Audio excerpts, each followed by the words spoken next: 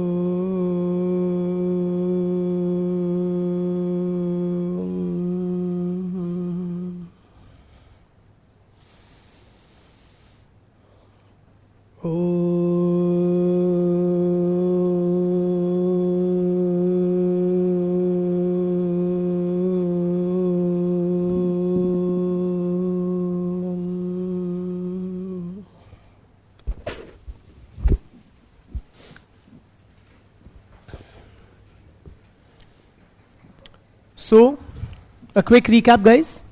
Very quick recap. Brother. Yes. क्या पढ़ा था हमने? We began with studying patriarchy and sexual division of labor. What is sexual division of labor?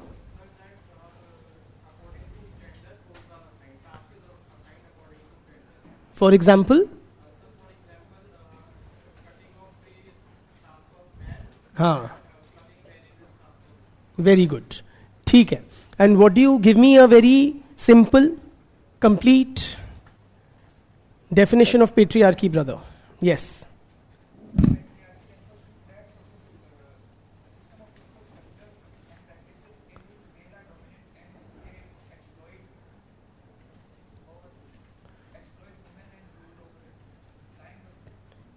ठीक है. According to Sylvia Volby. Very good. ठीक है. फिर we had discussed patriarchy, the manifestation of patriarchy in various dimensions. Yeah. We talked about patriarchy in the family. We talked about patriarchy in religion. Yes or no? Tell me about patriarchy in religion. Absent. Yes, you look absent. As in, I remember not seeing you. Brother, बताइए patriarchy in religion. Yes. Sachi. Brother, tell me. Yes. Yes. Bavri. Yes. The second sex.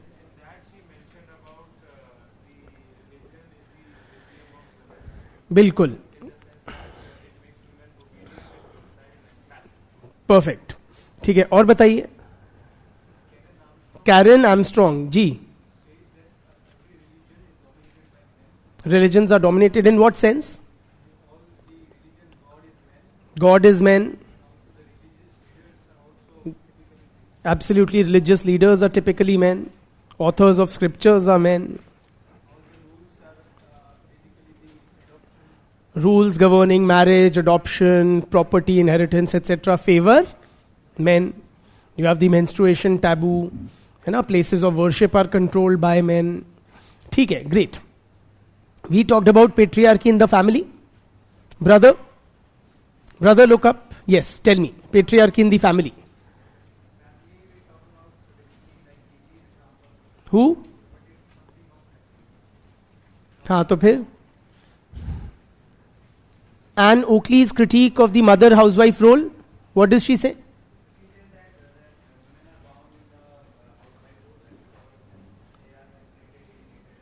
Isolated, alienated, bored as hell. ठीक है. और what does Jesse Bernard say? Every marriage has two marriages. Women are they have the at the losing end of the marriage equation, while men benefit from marriage. Good. Then we discussed about women and development. What, Bitya?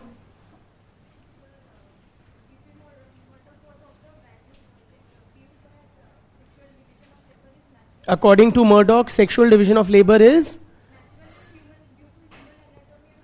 हाँ, it is due to the human anatomical differences between men and women. Absolutely. Absolutely. Correct. Great. Good. Then, what was the relationship between women and development that we talked of?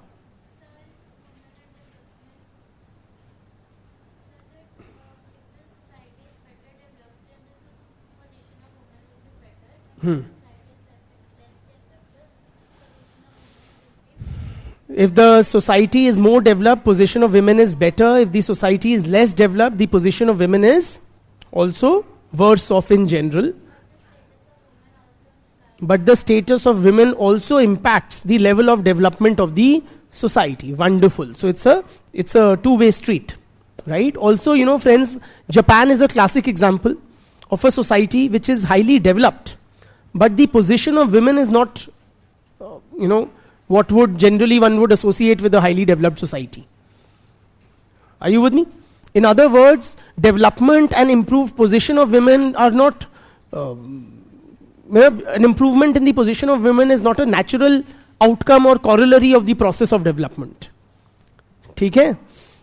Japan is quite patriarchal or has significant gender inequalities despite being, first world in terms of most socio-economic developmental parameters. ठीक है? ठीक है. Then we had talked about how women say their participation in the economy is somewhat less than that of men. Did we discuss any reports by the International Labour Organization? हाँ वही ILO. क्या बिटिया tell me, what does ILO tell us? Sorry, you were also not there, brother. हाँ जी. Globally, there is a 23% gender gap in labor force participation rates, which is quite, and it is significantly higher for developing nations like South Asia, up to the magnitude of 50%, lesser in developed countries or the West, but still significant. It's not zero or near zero. कितना है developed world में? 10-12% in the developed world as well. ठीक है. We had also talked about the concept of motherhood penalty. क्या होता है? I don't revise. I did not revise भी नहीं, I don't revise. मुझसे पूछना ही छोड़ दो, मैं तो करती नहीं. हाँ, straight away. क्या होती है motherhood penalty? Women are not given high positions in an organization. Which women? Mothers. Not married भी नहीं, mothers. हाँ. Absolutely, because their focus will be, lot of it will be focused on nurturing children. बिल्कुल. और बताइए brother, और क्या पढ़ा था हमने? बेटे? Yes. और क्या पढ़ा था हमने? अबॉर्शन का पढ़ा था, क्या था बताइए quickly? Pro life versus pro choice. What is the pro life argument?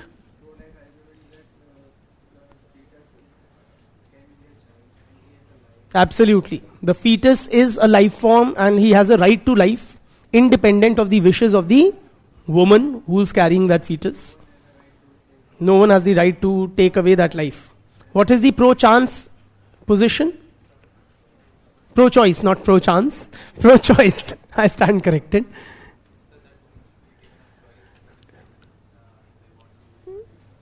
Absolutely. So women should have reproductive autonomy. Right, and they should be the ones deciding how or to what use their bodies have to be put to, whether they want to become mothers or not. That decision must remain with the woman, not with the state or society or men. ठीक है. और ठीक है. अब beyond, what else did we cover? Did we talk of various problems women face at the workplace? Like glass ceiling, glass cliff. What's glass cliff?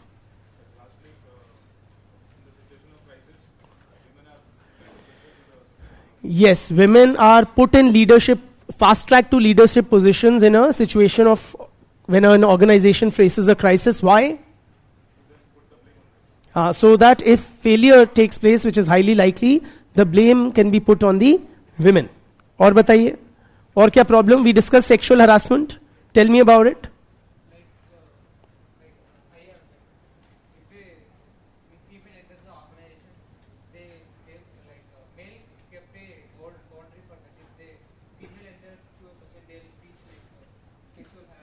Yes. So it is the men's way of marking territory and keeping women out of it. Marking the workplace as male territory. है ना? Only that, don't say male, female, say men, women. ठीक है? ठीक है. और क्या पढ़ा था बेटे? Glass cliff he just talked about. What else?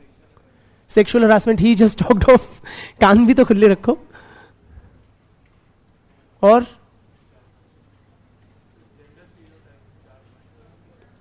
Gender stereotypes. ठीक है. और इसके अलावा कौन सी report? UK government report which found what? We discuss Beechey also. What did she say? Brother. Yes, tell me what did Beechey say? Guys listen to brother. Yeah, women are an important part of the reserve army of labor, which means what?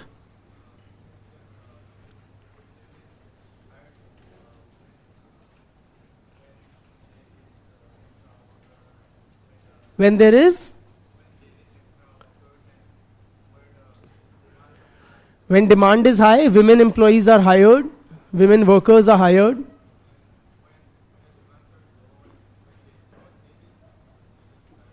Yes, women workers are fired easily when the demand is low. ठीक है. और क्या पढ़ा था हमने? Women in religion, women in marriage, abortion. ठीक है. Moving on. I'd like to share with you some insights from the Global Gender Gap Report 2023. This report is brought out annually by the World Economic Forum.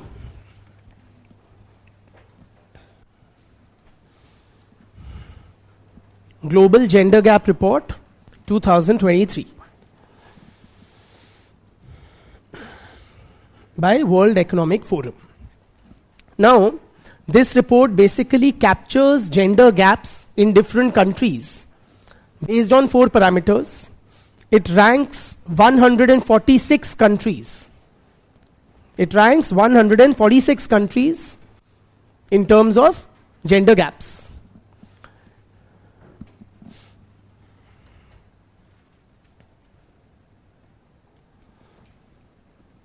On 4 parameters, namely, the 4 parameters are health and survival,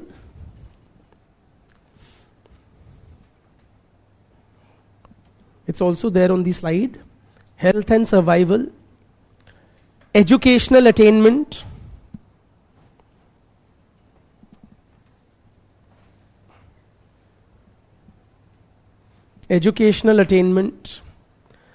economic participation, and guess which important parameter is yet not mentioned? Political empowerment. So 4 parameters: health, education, economic and political. ठीक?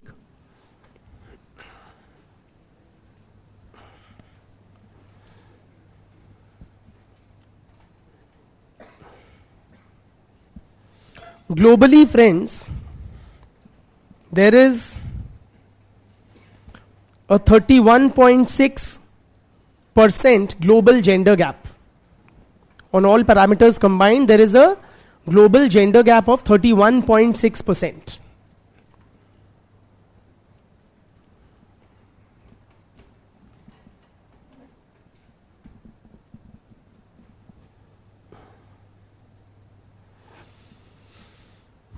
ठीक है?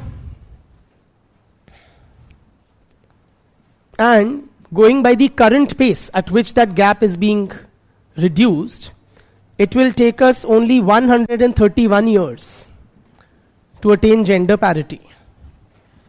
ठीक है, तब तक हमारा राज है. It will take 131 years to attain gender parity globally.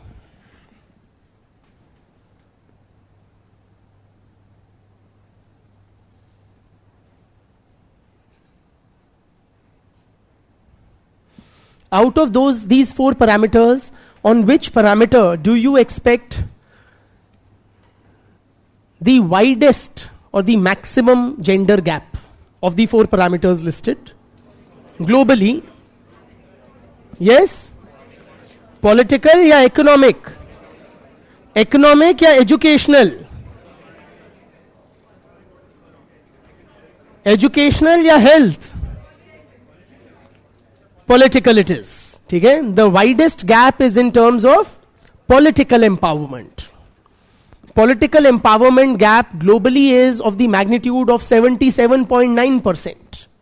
Yeah, about 78%.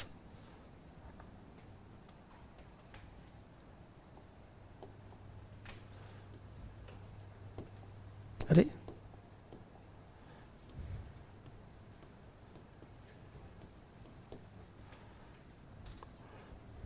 ठीक, you expect the least gap, least gender gap on which parameter?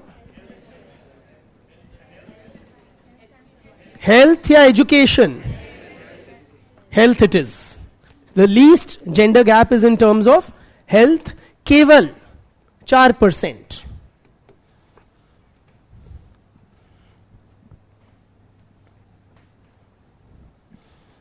And of the other 2 parameters, where do you expect a greater gap, in educational or economic terms? Economic it is. ठीक है? So these are literally listed in the order of the magnitude of the gender gap. The educational gap is 4.8%, and the economic participation gap is almost 40% या 39.9%.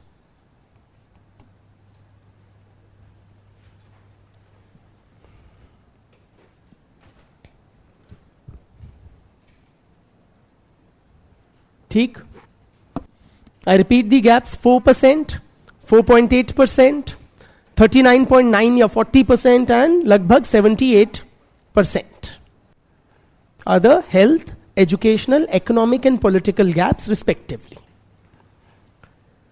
ठीक है?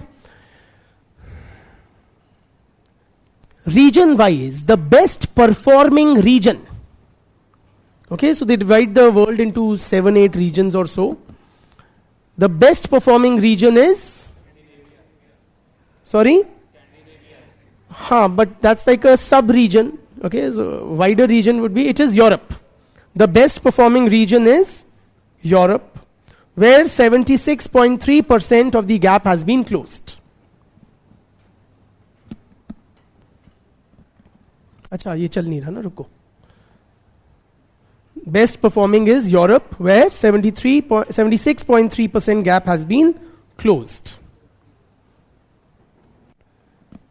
And within Europe, which are the best countries? The Scandinavian या Nordic countries. Iceland और जो उसके आसपास की 2-3 लटकी हुई countries है ना, Finland, Iceland, और एक नीचे का न्यूजीलैंड. ये अच्छे countries हैं in terms of least gender gap. Okay? And the worst performing region in terms of gender gap?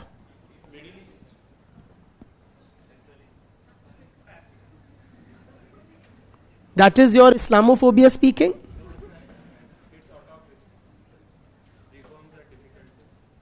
It is the Middle East and North Africa.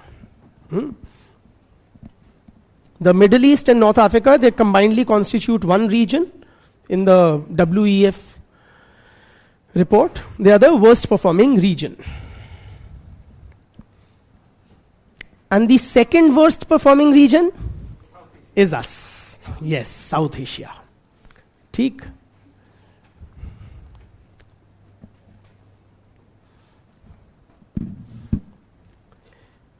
India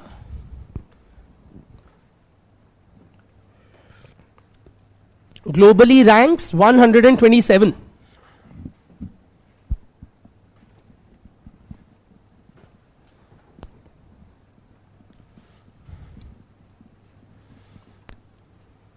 Good or bad?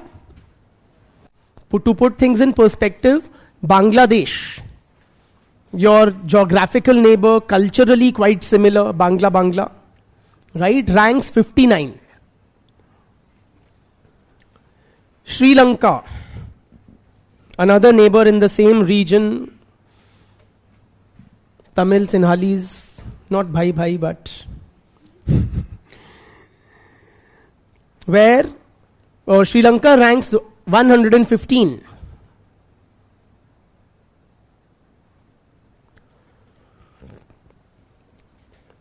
But if it gives you any sadistic pleasure, Pakistan ranks 142. Okay? If that is your sole source of satisfaction in life. Okay? But India, point is, friends, it's not just about the economy. It's not just about economic growth. India is far more faster growing than a Sri Lanka or a Bangladesh. Right? But in terms of gender parity, we are worse off. Okay? The best performing country in the world is Iceland. Absolutely. Iceland. Others are also its Scandinavian brothers, Norway. और क्या क्या है वहां पे लटके हुए? हाँ, इसी टाइप के जो होते हैं. हाँ, इसी टाइप के जो होते हैं. बिल्कुल बिल्कुल, शी इज राइट. और एक न्यूजीलैंड, नीचे से एक उठा के New Zealand. These are the best performing. Iceland, of course, ranks number 1 globally.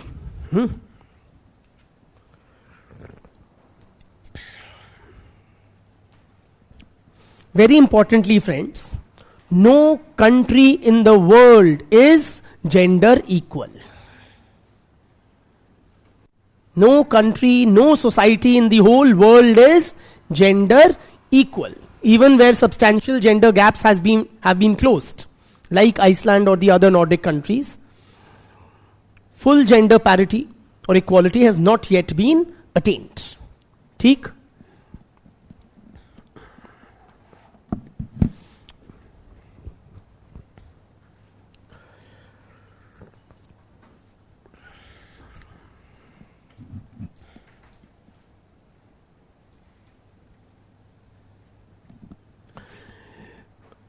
Point is, friends, where is patriarchy present? It is present across the globe, in all societies. In which field of, or in which realm of social life does it manifest itself? Political. All the spheres of social life again, be it family or religion, be it education system or the economy, be it political system or media. Everywhere you will find patriarchy.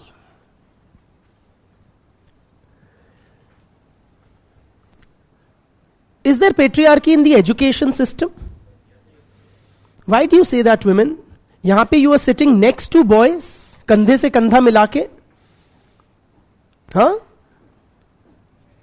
Male teacher से नजरों में नजरें डाल के आप पढ़ रहे हो, हाँ? Why do you say there is patriarchy? Fewer female teachers? Okay. Yes. Tell me from your personal experiences, any sort of, you think, biases, discriminations, or anything which, suggests patriarchy in the education system, from your experience. Yes? Brother? Fewer female students in civil engineering, mechanical engineering branches? Huh? Beti? Fewer female students in higher education. Brother? Strings attached?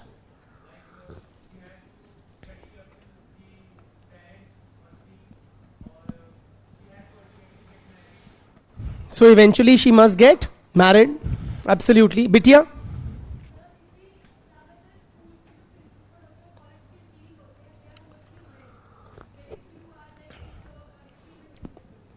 Okay, so within the educational system, you have fewer women in positions of authority.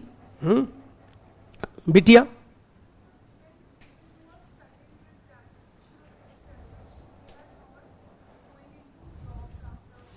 Lot of girls who are studying even till graduation or postgrad are not taking up jobs. Bitia? If a family has financial constraints, it will prefer to educate its boy child than the girl child. Brother? हाँ, home science बिल्कुल. मेरी wife ने भी home science में course कर रखा है. उसके कॉलेज का नाम है institute of home economics. So wonderful. वाकई में. यस.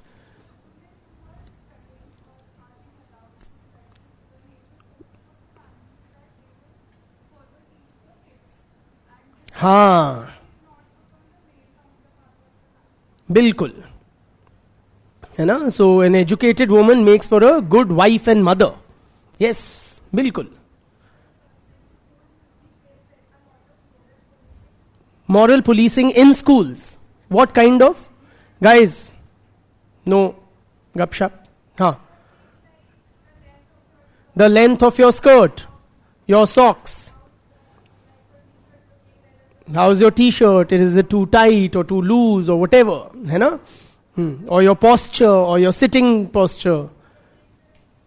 यही देखते रहे या पढ़ाई करें. बिल्कुल. We can't do like, we can't manspread like men can, you know. Yes, brother. Lack of menstrual facilities or सुविधाएं. Absolutely. है ना. In Indian education system में तो बतेर हैं. Lack of toilets, girls toilets in the education spaces. Sexual harassment in the education system by authority figures, teachers and principals, or in, you know, various. Bitya?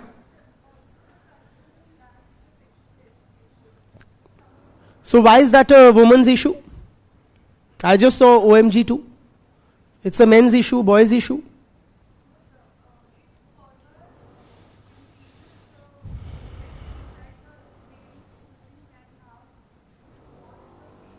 Okay, so because of lack of sex education, the boy children are poorly educated about the female anatomy or whatever. Female students also. Bitya?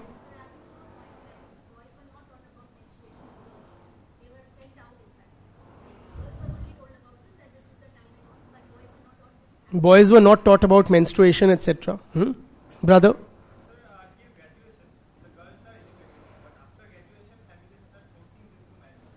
Girls are not educated beyond graduation. Bitya? Yeah. Or, you know, there's a gendered view of the curriculum and subjects. So, लड़की है तो क्या दिला दो? Arts दिला दो. लड़का है तो पढ़ाई में अच्छा है तो साइंस दिला दो. नलायक है तो कॉमर्स दिला दो. हाँ. Yes, boys can't take home science. ठीक है. So, yes, in our education system, we can identify several aspects which suggest a gender-based discrimination. What is your sense in the West? In the West, for whatever knowledge you carry, in the education system, is there any manifestation of patriarchy or any sort of male dominance, etc.? Friends, in the West, as the situation stands, on these two parameters, health and education, okay, in most of the developed countries, gender parity has been achieved. On these two parameters, in fact, in several, it has been reversed. In other words, women are better off than men on these two parameters of health and education in several developed countries, as on date. Okay? But please do appreciate that this is a relatively fairly recent development. It's a relatively recent development. Till not so long ago, the Western education system also reflected several significant gender biases. For example, there used to be, less than 100 years ago, there used to be sex-segregated schools in the United States of America. कन्या विद्यालय होते थे America में. less than 70-80 years back,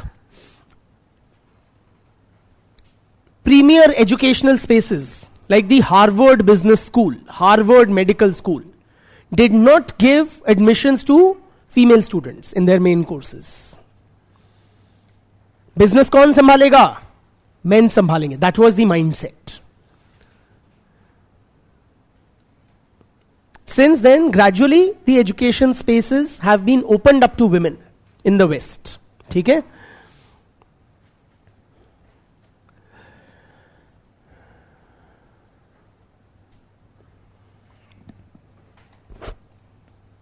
In the political space, what is your sense? We've talked about the economic dimension significantly, sufficiently. What about the political space in the West or in the developed countries?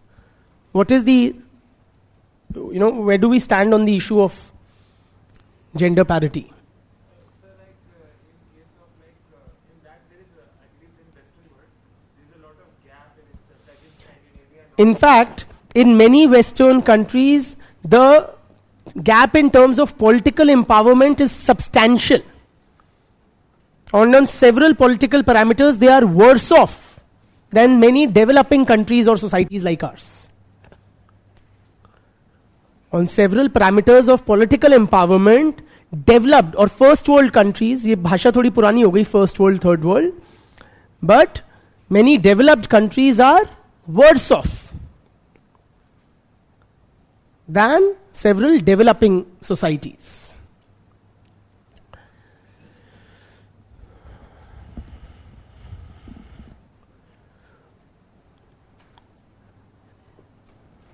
For instance, friends, much of South Asia, all of which is developing, has had female heads of government. Yes or no? And several Western, highly developed, progressive and very rich countries have not had female heads of government, including the United States of America. Yes or no? कभी female president नहीं हुआ है. India में, बांग्लादेश में, पाकिस्तान में, श्रीलंका में, we are economically far behind. In terms of HDI parameters, we are far behind. But all these countries have had long tenures of women leaders. Yes or no? Indira Gandhi और तुम्हारी वहां पे खालिदा जिया और दूसरी कौन सी हैं? शेख हसीना, भुट्टो, बेनजीर भुट्टो, बंदर Nike. Yes or no?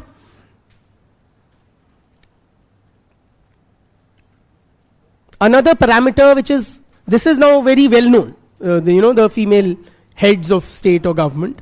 But another parameter often overlooked while talking about the political empowerment of women is, again, where India outshines, literally, even many first world countries. Voting rights women in the West also have, and they have had it longer, very frankly. But it is the participation of a very large number of women in leadership positions at the local level, third tier, Panchayati Raj and urban local bodies, thanks to the amendments, 73rd, 74th constitutional amendments. Lakhs of women in India, friends, yes or no, have been elected to positions of authority in the local government. Minimum 33% as per the mandate of the 73rd, 74th amendments. Okay? Again, this is not to be witnessed in many developed societies.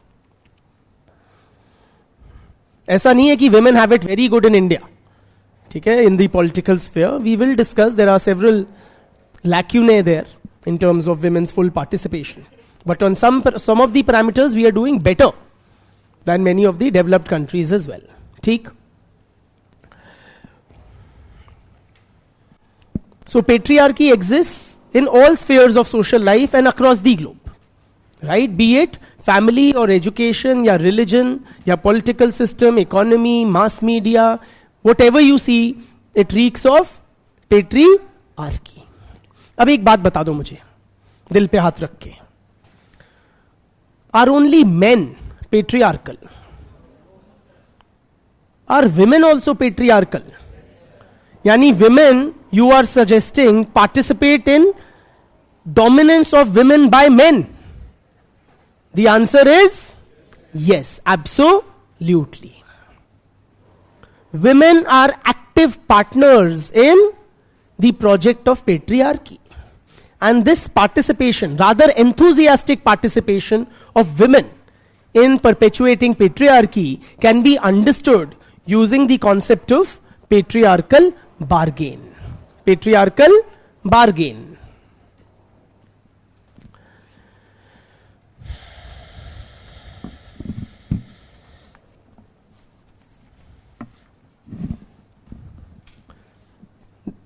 This concept was developed by Denise Candioti. लिखवा दूंगा अगर सुनने की चेष्टा करो. So Denise Candioti is a Turkish feminist economist and she developed this concept of patriarchal bargain. Meaning क्या होता है? सुन लो थोड़ा बैकग्राउंड म्यूजिक को ध्यान से. मीनिंग क्या होता है? What she says that in a patriarchal society or a patriarchal culture, lot of women actively participate in the patriarchal project. Participate how? They not only adhere to the patriarchal norms and values, but also impose them on other women.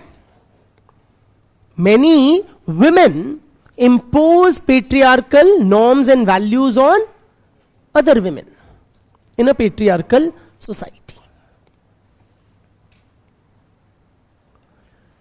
For example, who puts pressure on the daughter-in-law to birth a son? कौन सबसे ज्यादा pressure डालता है? सासू मां, mother-in-law, not the father-in-law. Yes or no? Who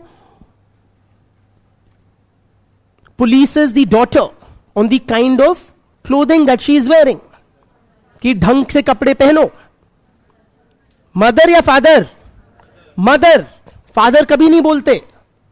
Yes or no? It will be very awkward for a father to tell his daughter to wear the right kind of clothes. So who does it? It is the mother.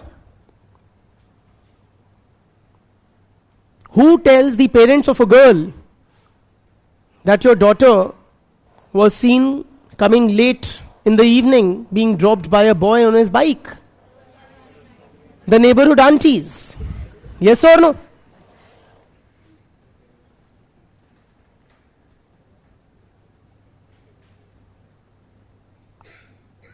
So point is, friends, oftentimes women are seen to be actively participating in upholding patriarchal norms. The question is, why? Bluntly, are they crazy? More straightforwardly, are you crazy? Then why do you guys so actively participate in your own subjugation? किसको दबा रही है patriarchy? औरतों को, महिलाओं को. तो आप क्यों इसमें पार्टिसिपेट कर रही हो? बताओ. बेतुकी हो? नहीं, बेतुके नहीं हो. There is a rationale behind it. Who loses when patriarchy is imposed?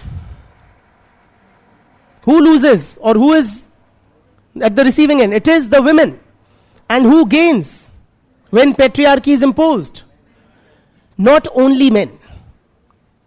The woman who participates in imposing patriarchy also stands to gain. And that is why she does it. In other words, in a patriarchal culture, individual women strike a bargain with patriarchy.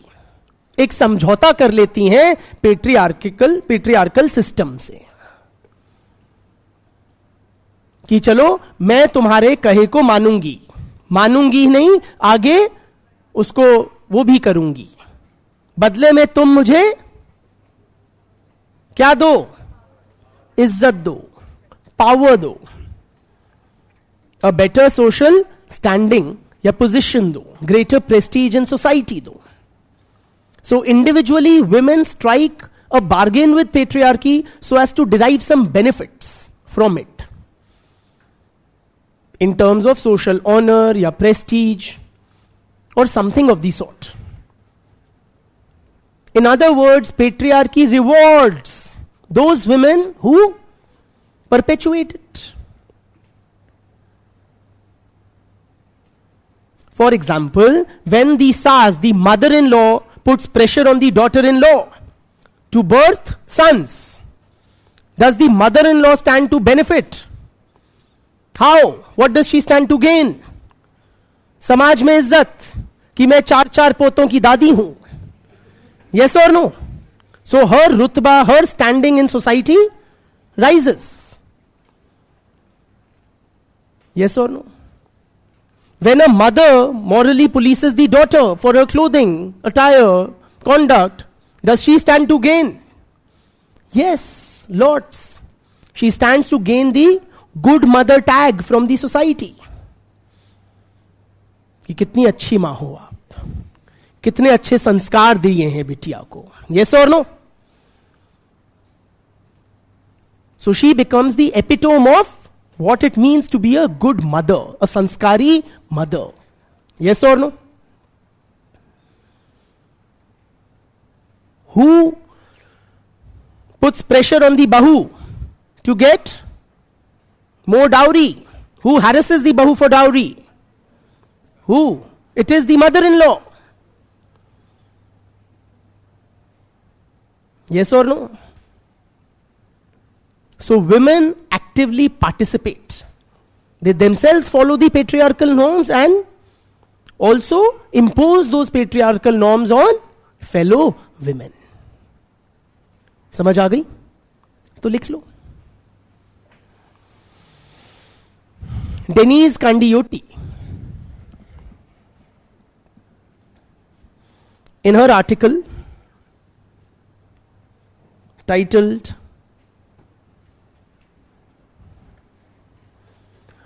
Bargaining with Patriarchy, that's the title of her article, Bargaining with Patriarchy.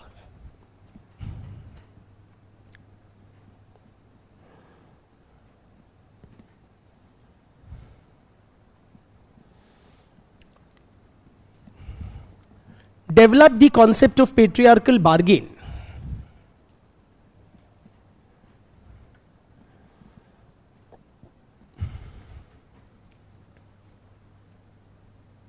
Full stop. It means that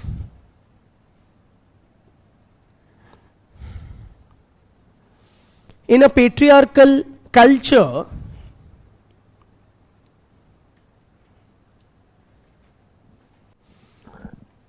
a woman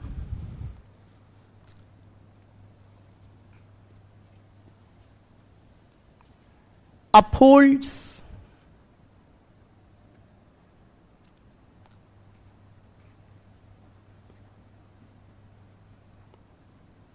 patriarchal norms,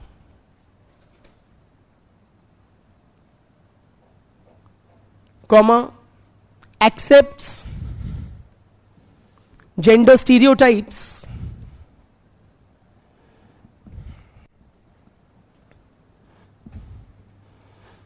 and also imposes them on other women.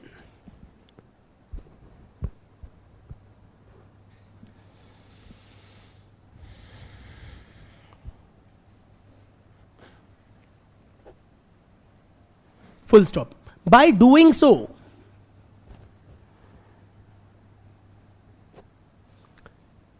she maximizes her own power and prestige.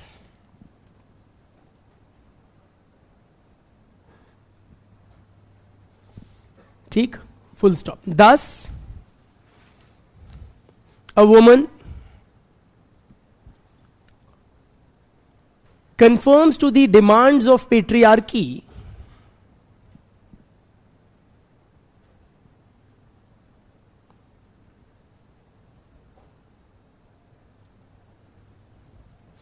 in order to gain some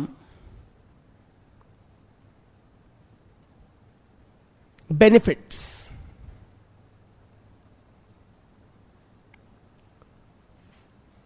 dash. These benefits may be psychological, emotional, or social.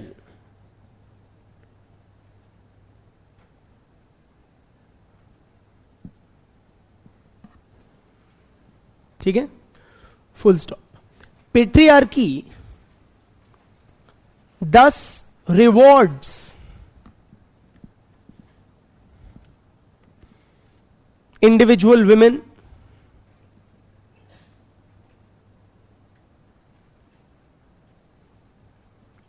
who internalize patriarchal ideology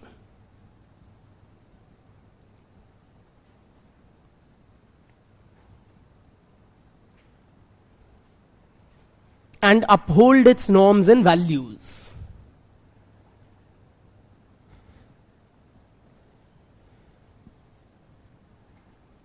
ठीक है, full stop. Thus, women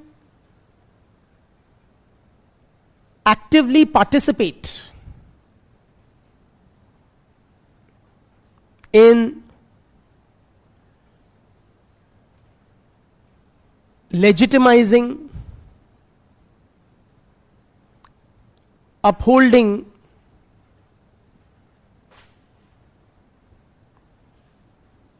and perpetuating patriarchy.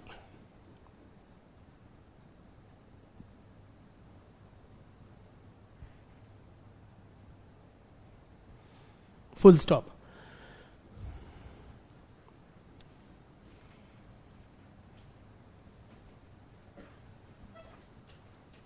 While individually a woman gains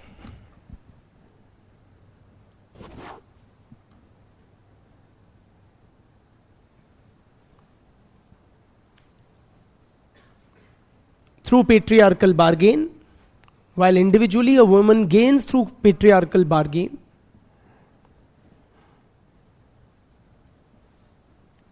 but for women collectively,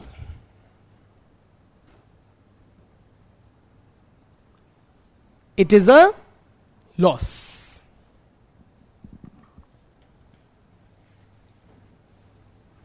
It is a loss. ठीक.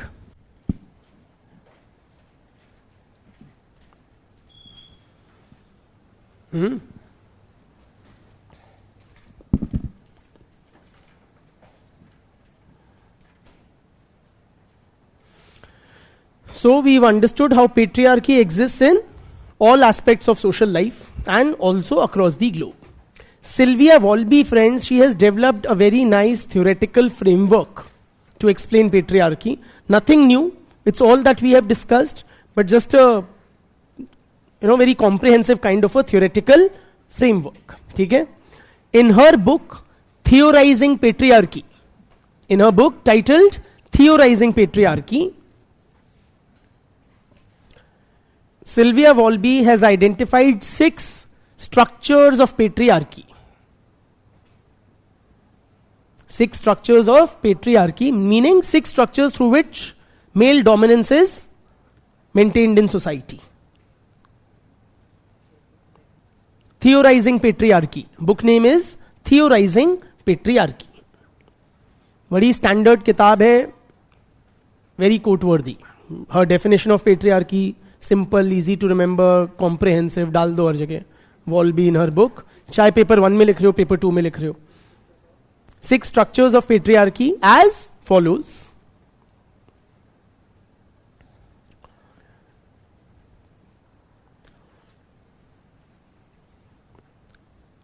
First is household production.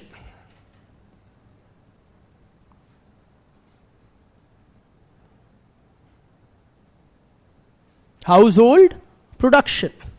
So within the household, a lot of productive activity is done by women.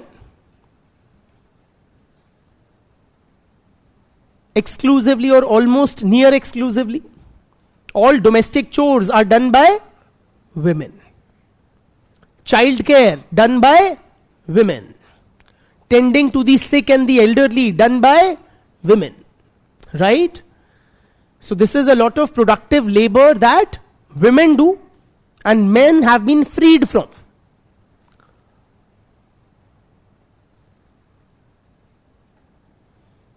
Men simply benefit from women's unpaid labor within the household.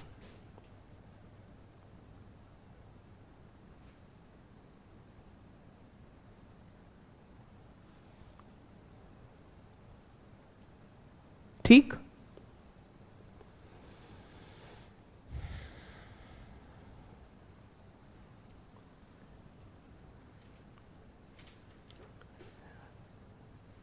Second is paid work.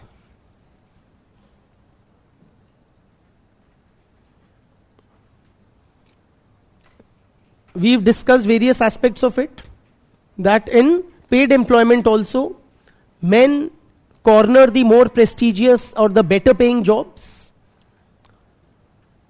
Women's jobs typically have lesser pay, lesser status associated with them. Women are paid less than men, so there is a gender wage gap also.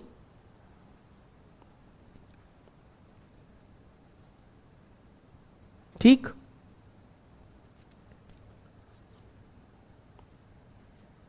We've discussed how men occupy the top positions, women encounter the glass ceiling, and so on and so forth.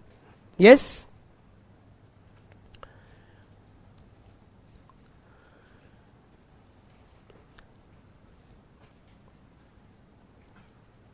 Thirdly, the state is a patriarchal institution.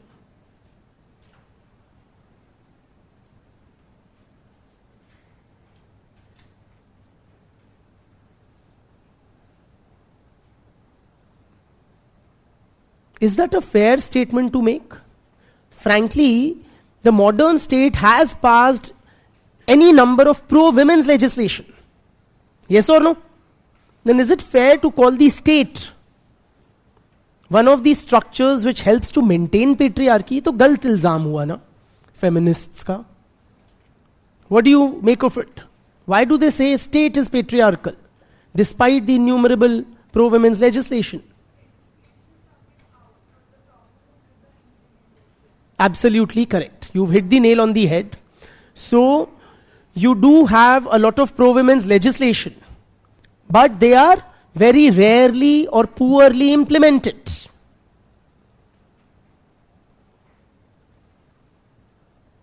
Pro-women legislation is poorly implemented. हमारे समाज में देख लो, for example, ये क्या नाम है तुम्हारा, dowry ban हो गई, चली गई समाज से? नहीं. पुलिस वाले भी लेते हैं डाउरी, आईएएस भी लेते हैं डाउरी, जजेस भी लेते हैं डाउरी. कर लो इम्प्लीमेंट. हाँ,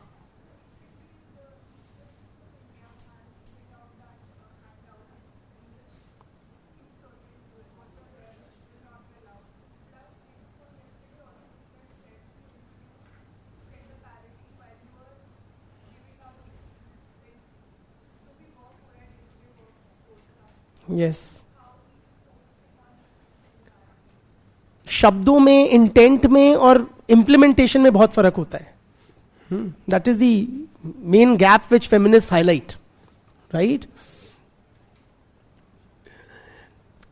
also appreciate friends, much of the state apparatus is manned by who? Literally men, manned by men. Yes or no? Bureaucrats कौन होते हैं? Mostly men. पॉलिटिकल लीडरशिप किसके हाथ में है? मेन. जुडिशरी किसके हाथ में है? Main.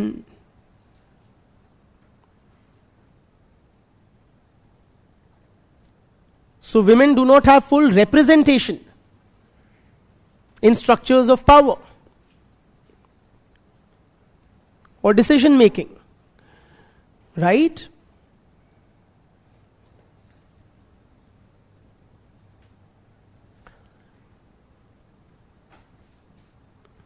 Another structure that perpetuates patriarchy is culture. Culture.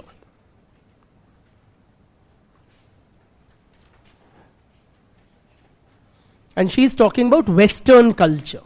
She says Western culture is still very strictly patriarchal.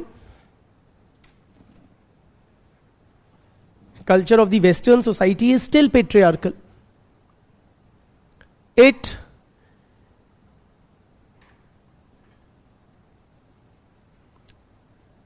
What is the notion or definition of femininity? What makes a woman a woman? What defines your womanhood? It is a woman's sexual attractiveness for men. That is how femininity is defined in the Western culture, in terms of her attractiveness, sexual attractiveness for men. A woman's femininity is defined in terms of her sexual attractiveness to men.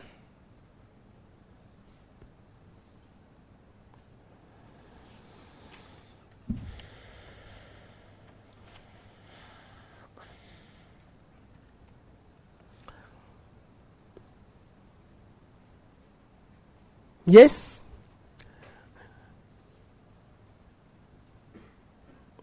pornography is all pervasive in Western culture, also in ours, frankly. But pornography is all pervasive in modern culture. And what does pornography do, or how does it portray women? Absolutely. It objectifies women's bodies.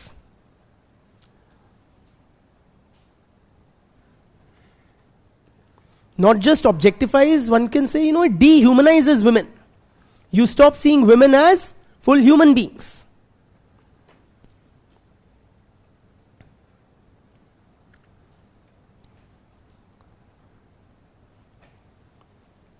The pornographic content, it basically focuses on certain body parts rather than portraying the sexual act as the fulfilling consummation या दो आत्माओं का मिलन, which it really can be. It portrays the sexual act as how? Violence and aggression.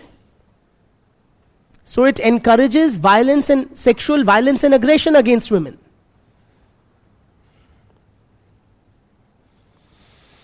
And what does pornography show? Is the woman unhappy with the aggression that she is facing? No, she is shown to be enjoying it. Yes or no? So that is what it portrays about the sexual act and women, that women enjoy being violated, being dominated.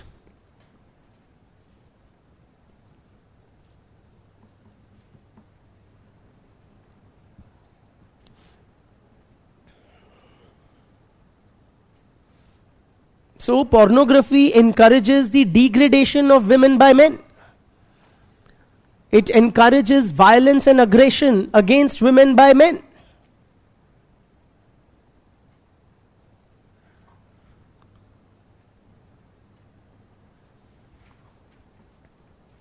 ठीक? The next structure of patriarchy is sexuality. Sexuality.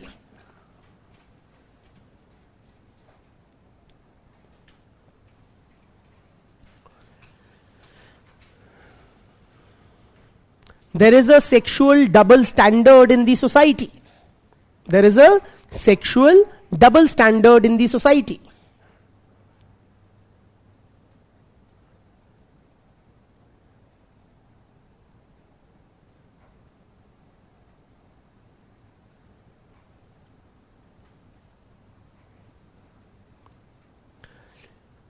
say men who are sexually expressive and aggressive, how are they treated in society?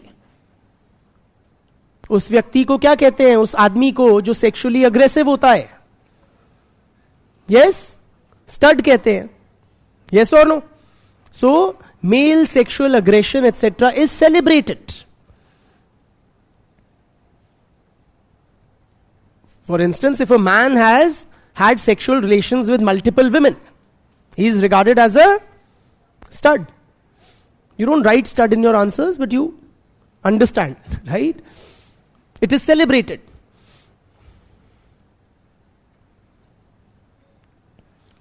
And if a woman is sexually expressive and aggressive, sorry? Absolutely. Bluntly, she is considered an easy lay. Yes or no?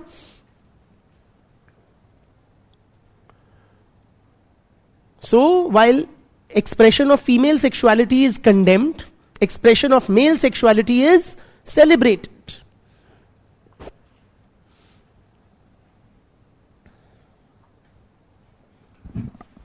You know Carol Hanisch, you remember? Or do you know her? हाँ वही.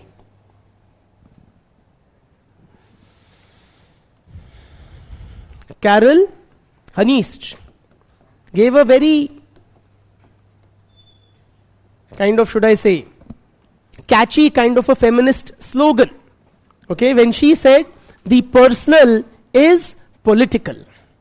The personal is political.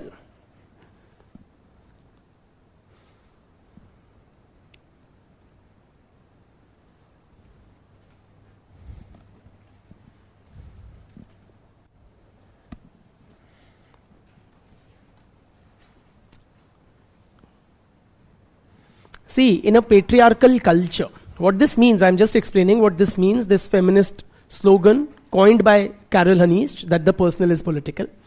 In a patriarchal culture, a very clear and clever distinction is made between the domain of the personal or the private on the one hand and the public domain on the other.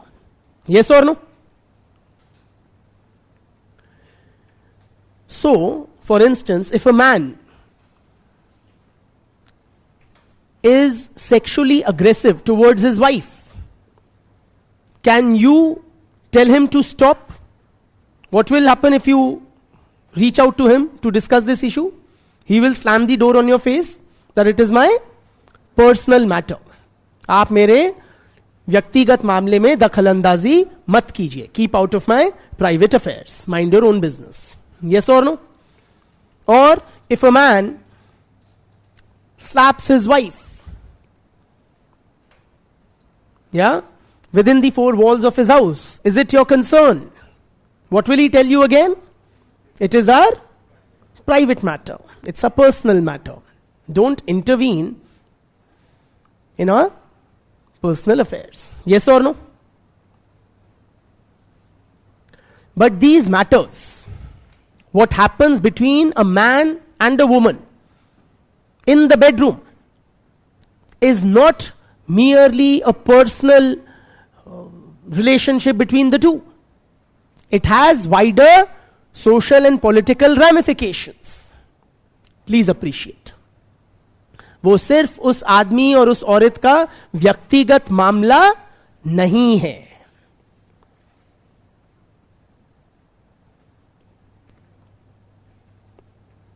It affects the whole of society. So it is clearly a societal concern. Are you with me? The personal is political. So whatever is happening in the bedroom or within the confines of the home is, it has, what do you mean by political? There is a power dimension to it. So it is an expression of male control over women. It's not just a personal matter of two individuals. It is, after all, an expression of patriarchal control over women. ठीक? तो ये सामाजिक विषय है, इसमें समाज को हस्तक्षेप करना चाहिए. The society, the state must intervene, the community must intervene in the so-called personal affairs. This personal is a political ploy of patriarchy to subjugate women inside the home. ठीक?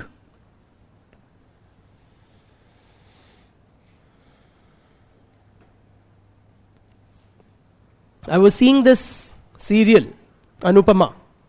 Have you guys seen? You guys follow? So in that, Anupama is the leading lady, the protagonist, main protagonist. Her daughter, Paki, she was slapped by her husband. Okay, and when the mother, Anupama, the main protagonist, she tried to intervene, Paki literally shut the doors on her, ki mama, please don't interfere in my personal affairs. And this is literally what Anupama said, ki the personal is political. कि ये सिर्फ तुम्हारी मतलब की बात नहीं है, तुम दोनों की बात. कि पाखी ये, it affects the whole of womanhood. ठीक है?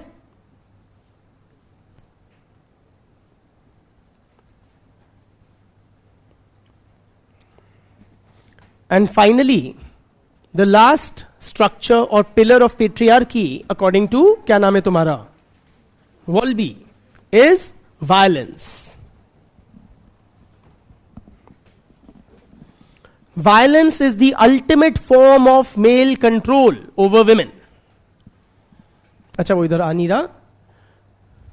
Violence. Violence is the ultimate form of patriarchal control over women.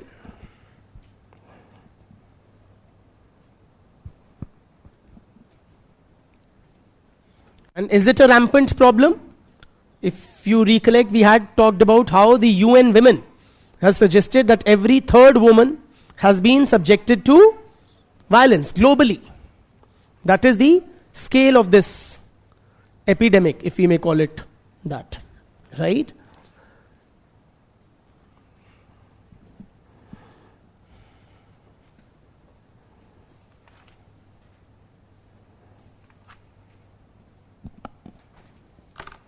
So patriarchy कहां है? घर में भी है, काम की जगह पे भी है, सरकार में भी है, बेडरूम में भी है. हर जगह पेट्रियार्की है.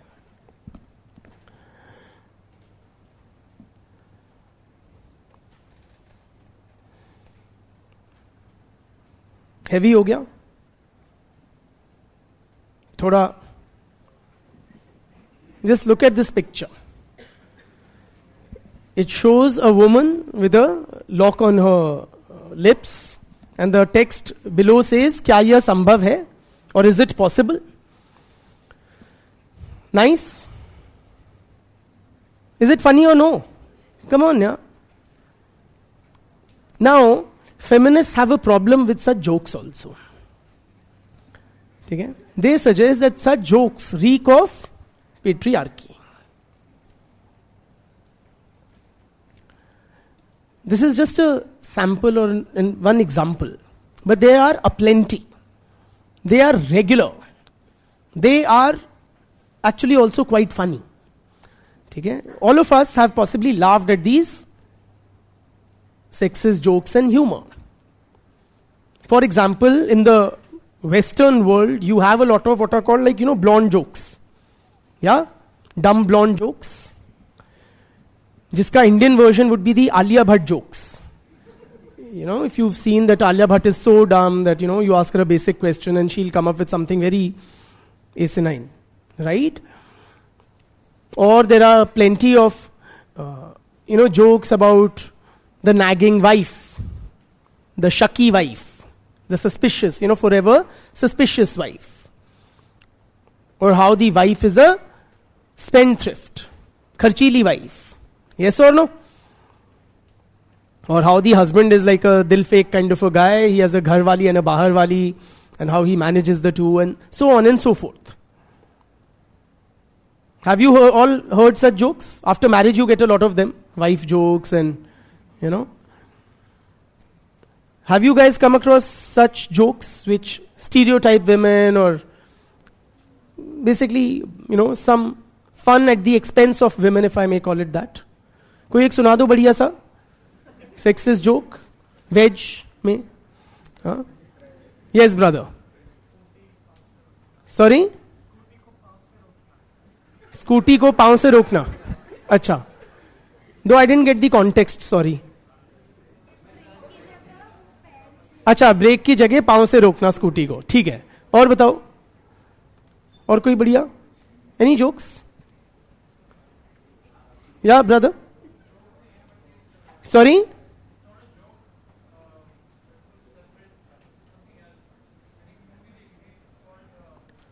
Guys, हाँ. Before sunrise. I don't recall.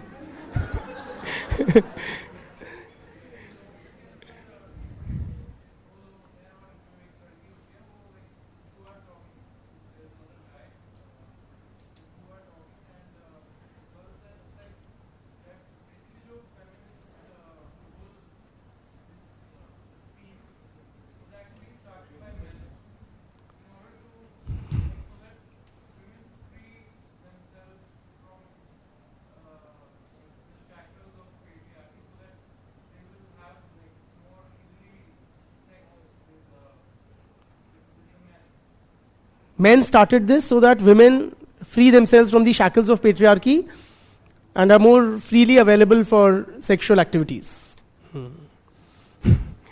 Yes, Bitya. Startup comedians, yeah, I'm sure. हाँ वही startup नहीं, sorry. Stand-up comedians, yeah.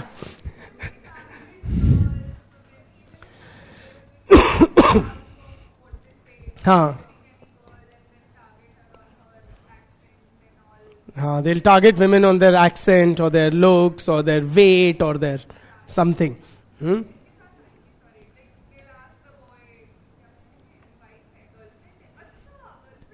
हाँ.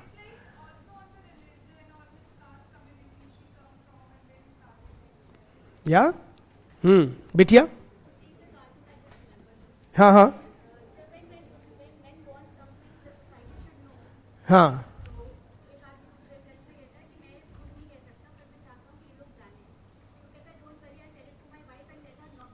हाँ. If you tell a woman to, keep a secret, they are not able to, so they'll announce it to the whole world. Or you must have heard that cliche thing, I am the boss of my house and I have the permission of my wife to say it. है ना? हाँ बिटिया. South Delhi girls या South Bombay girls, है ना? क्या क्या क्या? Come again?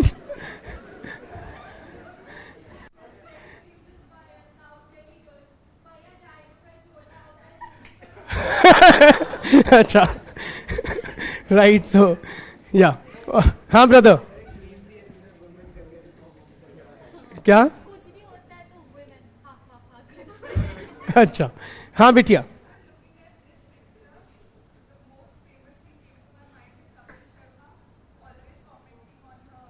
On his wife, Kapil Sharma, very popular comic, commenting on his wife, who's again shown that shaki wife and that dumb wife. होठ बड़े हैं. अच्छा, making fun of lips. हाँ, लड़कियां बातों नहीं होती हैं, है ना? That's what inspires this one also. How do you get them to shut up, brother? अच्छा, ठीक है. So point is there are plenty. Yeah.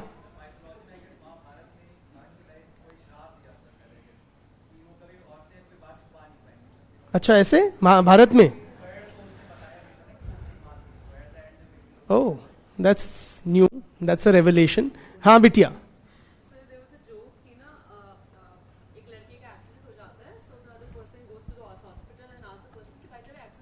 Accident कैसे हुआ? Some guy gets accidented. हाँ.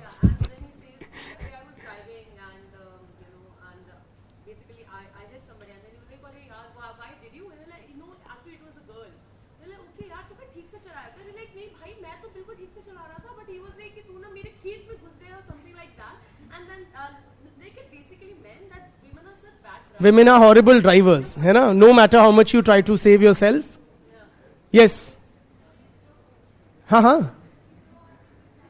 दो औरतें चुपचाप बैठी हैं, ठीक है. सो गाइज, या, so point is, now should we be taking exception to this such kind of humor? I mean, aren't like feminists getting on our nerves really? Come on, yeah, let us have a light-hearted moment. Really, हैं दो पल हंसी मजाक के बिता लिए, तो उसमें भी प्रॉब्लम है क्या?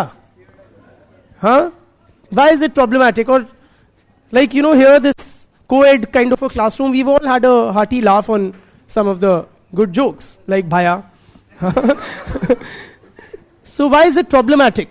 Huh? It stereotypes women, absolutely. Yeah. So, feminist scholars like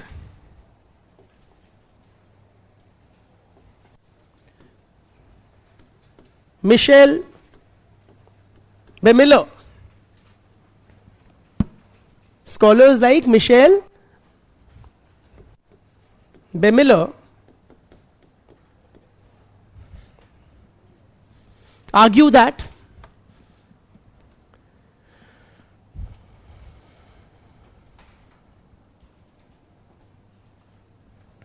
sexist humor and jokes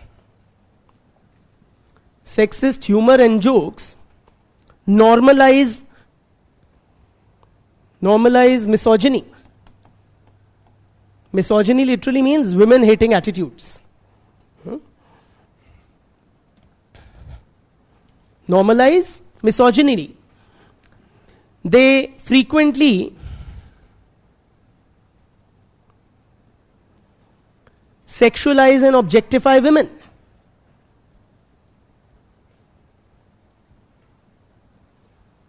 You know, for example, those dumb blonde jokes, what do they convey? Or Alia Bhatt jokes, that they are very attractive physically or in terms of beauty, but they are empty-headed. That they are very dumb. You know, all beauty, no brains. Yes or no? So any good-looking or attractive woman is basically empty-headed. They objectify and sexualize women. They devalue women's abilities and contributions.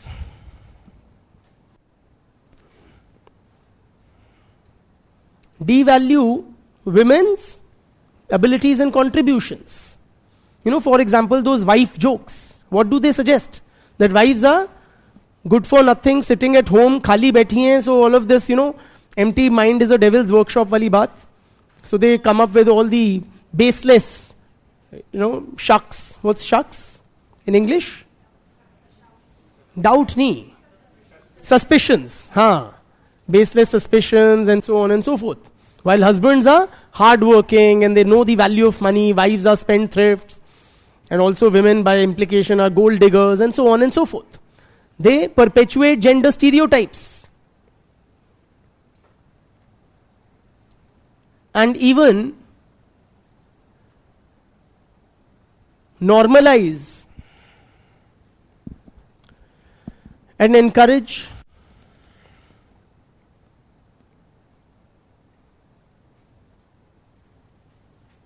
sexual assault and violence against women.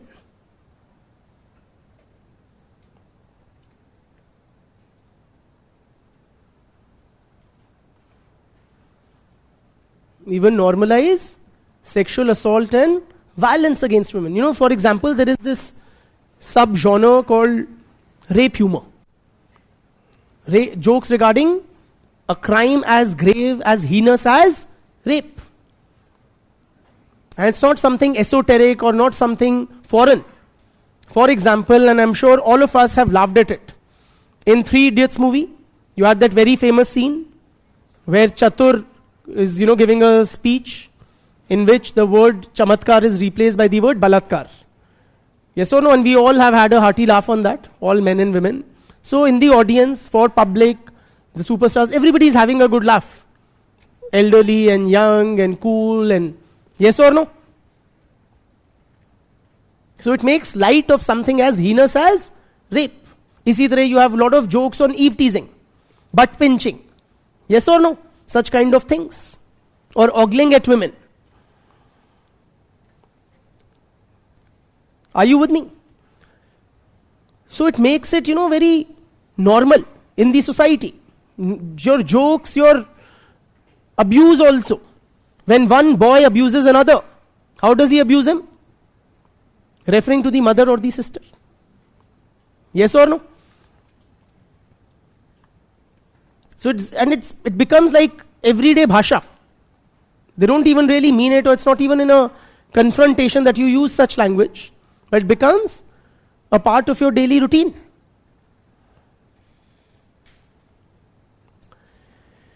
Okay? That is why it is objectionable.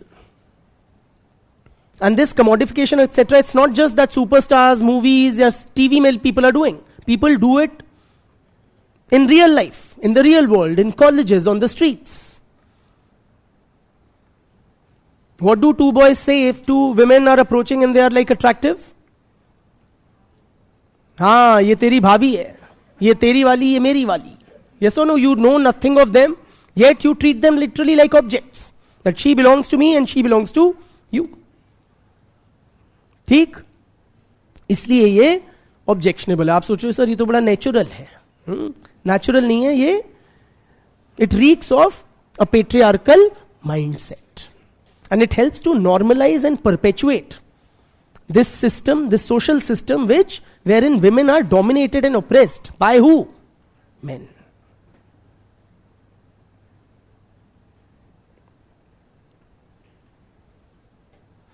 So बताओ friends, क्या तुम्हें ऐसी दुनिया में जीना है where women are exploited and oppressed by men? तो हटा दे patriarchy. चलो, let us do it. In the next 10 to 15 minutes, we will demolish this ages old system. ठीक है? Sorry? On paper क्यों? We will smash the patriarchy. Can we do it? Can we do it? We can do it. ठीक है? Tell me friends, are men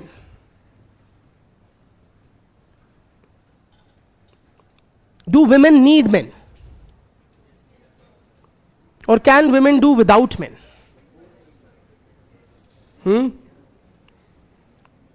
A woman without a man is like a fish without a bicycle. ठीक है? लिखिएगा मत, this is all in just good humor. ठीक है?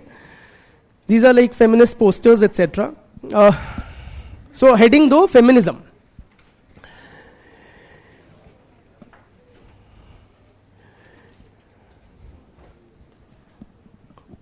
Feminism is what, friends? Feminism is an ideology. Feminism is a movement that seeks to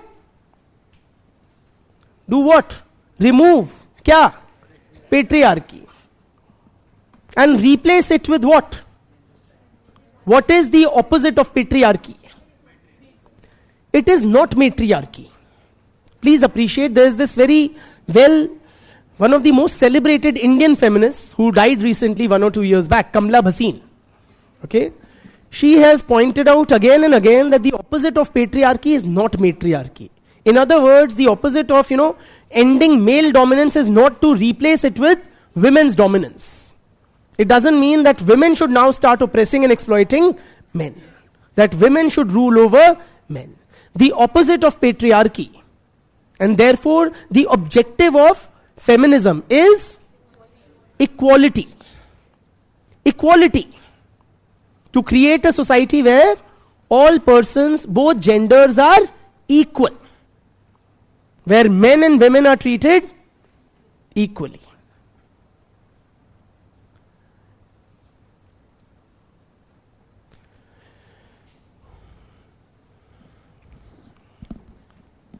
So how do we create a more gender equal society? Well, there are different views, different ways in which feminists seek to create a more gender equal society. Feminism is broadly of how many types? 3 types which we have spoken of. You have liberal feminism, Marxist feminism, and radical feminism. Absolutely. let us quickly discuss some of the key ideas of all three types of feminism regarding how to deal with patriarchy, or what is the solution, what should be the approach of the feminist movement. Beginning with liberal feminism.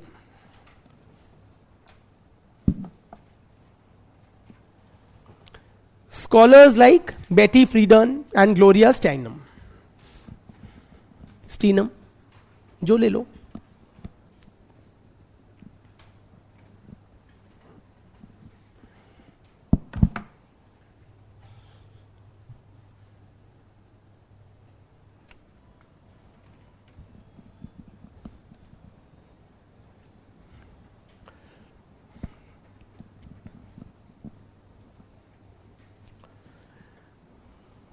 Now, what does liberal feminism suggest?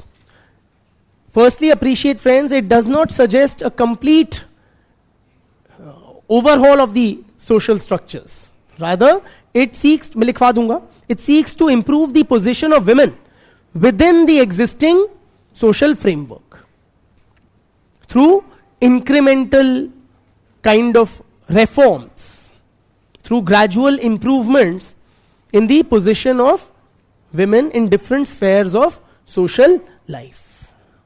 ठीक? लिखो. Liberal feminism seeks to integrate women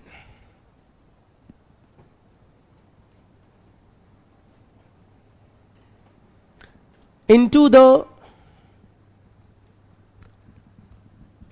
existing structures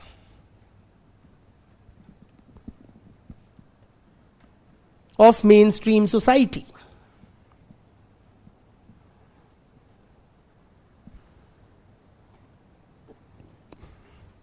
Mainly through how? हाँ, gradual तो है, पर कैसे कदम उठाने चाहिए? Through legal and political reforms. Mainly through legal and political reforms. ठीक है?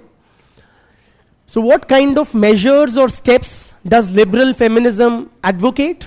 Steps like क्या नाम है तुम्हारा, education for women, women's access to education. So remove any barriers for, which prevent women from accessing the education system. Also, greater participation by women in the economy for economic empowerment.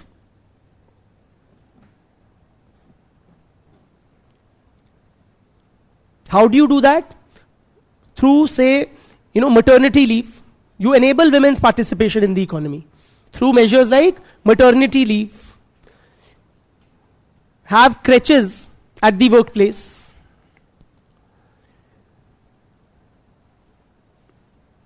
There should be measures to tackle sexual harassment at the workplace. Make the workplace more inviting, more friendly for women.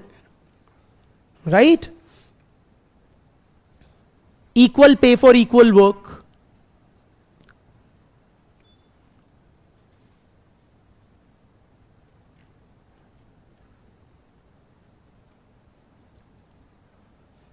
इस प्रकार के measures. Also, political empowerment.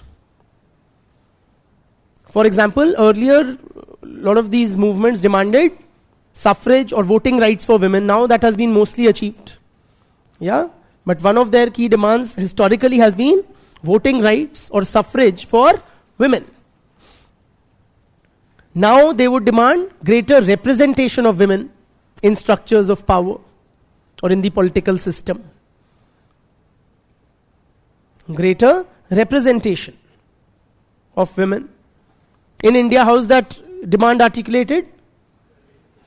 In the form of the demand for a women's reservation bill.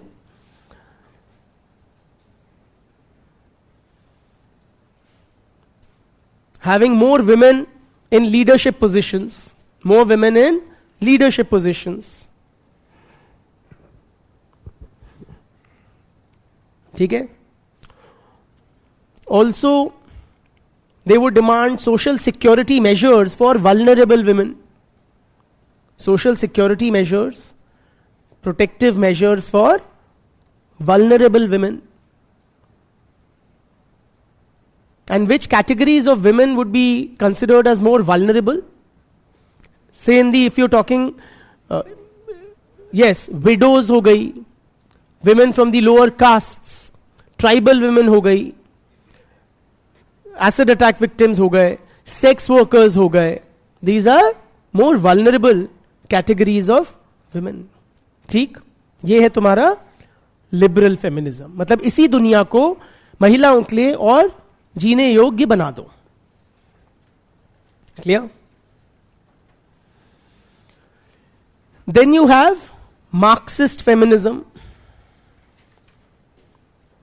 Scholars like Angela Davis, Sheila Robotham, Veronica Beachy, Claudia Jones.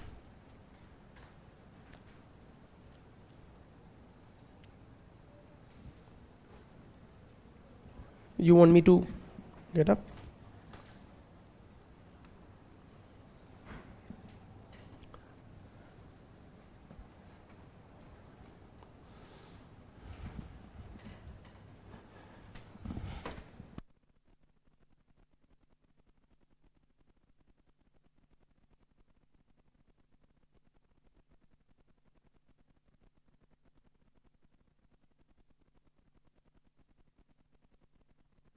May I?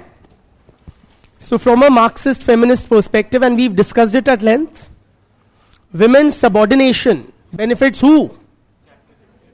The bourgeois. How? And we've talked about it at length. So women reproduce labor power. Women are the takers of shit. Women, as a part of the family structure, engage in ideological conditioning.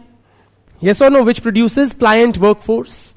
Women are a part of the reserve army of labor. All of that we've covered sufficiently. Also appreciate, friends, in a capitalist economy, everything is commodified, including women's bodies. Women's bodies are commodified in a capitalist economy.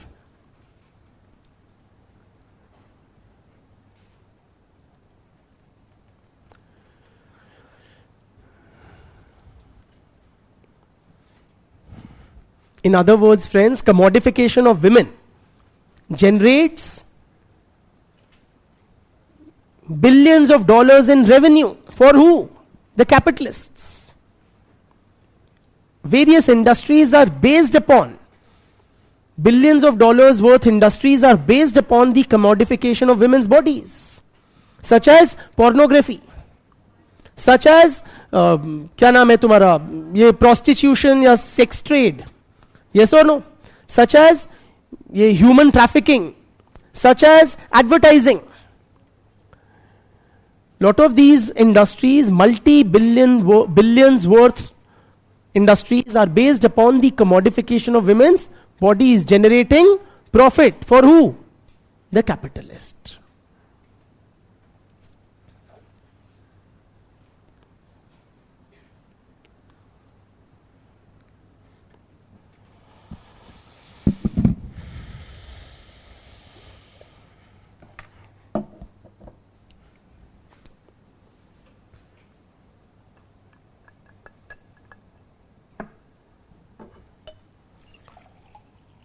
So, what is the solution?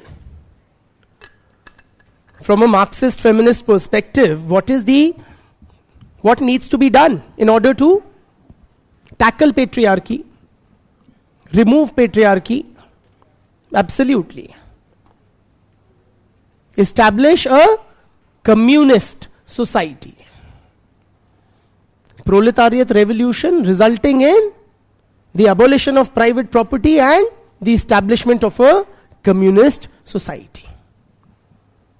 Within a capitalist society, women can never be freed from the clutches of patriarchy because it benefits the capitalist class. It serves the class interests of the capitalist class.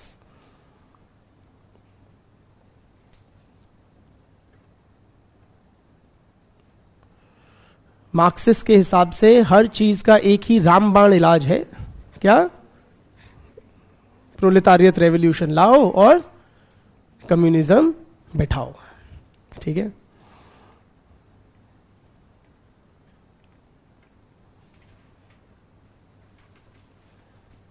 Marks की तबीयत भी खराब होती थी ना, पेट दर्द, कोई पूछे क्या दवाई दे दूं, कहता था कम्युनिस्ट सोसाइटी. ठीक है. हर चीज उसी से सॉल्व हो सकती है. So only in a truly communist society can gender equality be achieved. Okay? Now there were steps in that direction. In the sense, in the Eastern Bloc during the Cold War years, you had many socialist societies where steps were taken in that direction. What is your sense? How was the position of women in the Eastern Bloc during the Cold War years when Marxism was put into practice? Brother?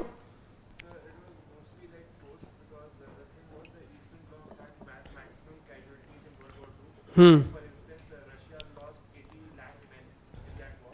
So they had no choice but to compete with the Western Bloc. They had to forcibly bring in the women.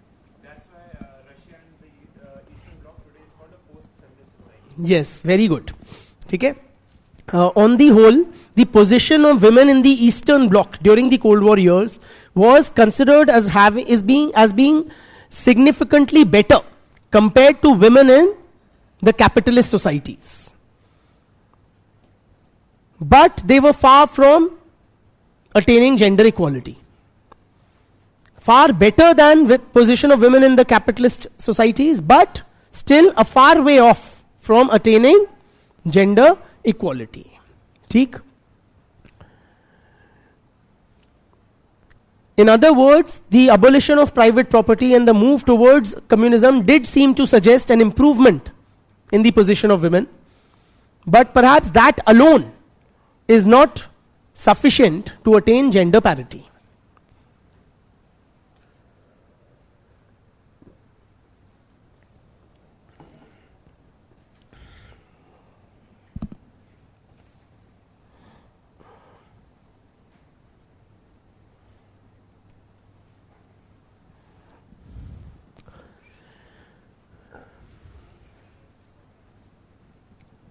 What I just said, according to Marxist feminists, gender equality can be attained by the abolition of private property and transitioning to a communist society. In capitalism, you cannot have gender equality, something which liberal feminists vouch for ki ho sakta hai. In the existing framework, Marxist feminists would say it cannot happen. You have to abolish capitalism and create a communist society. Only then can gender equality be achieved. The experience of the Eastern Bloc countries during the Cold War period suggests that they were, in terms of gender parity, they were better than the capitalist countries. But they were not fully gender equal. They were not fully gender equal, or they were far off from attaining gender equality. ठीक? That is Marxist feminist this thing. May I move ahead? And the third strand is radical feminism, associated with scholars like Shulamit Firestone, scholars like Carol Hanist and Susan Brown Miller.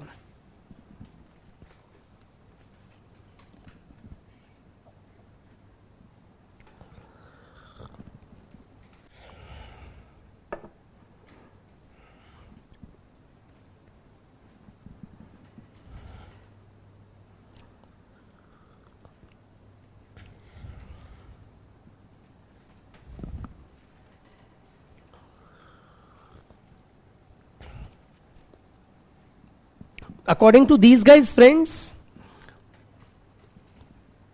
incremental measures won't do what liberal feminists are arguing for. Huh?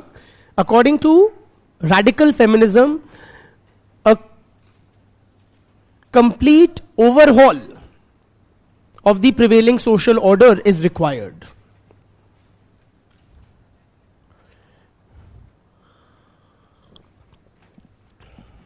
They advocate a total replacement of existing social structures and social relationships.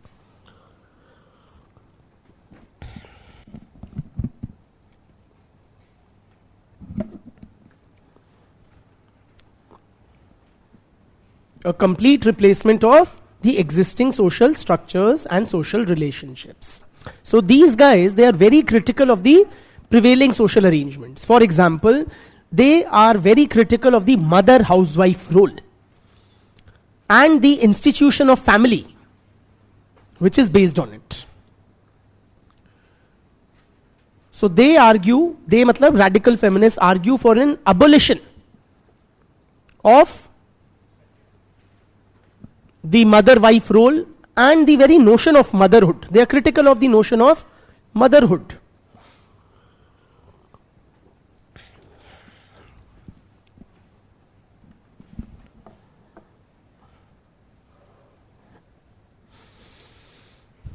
What's wrong with motherhood? We celebrate it, आंखों में आंसू आ जाते हैं माँ और ममता सुनते ही. Not just you and I, Modi ji के भी आते हैं. Yes. Sorry?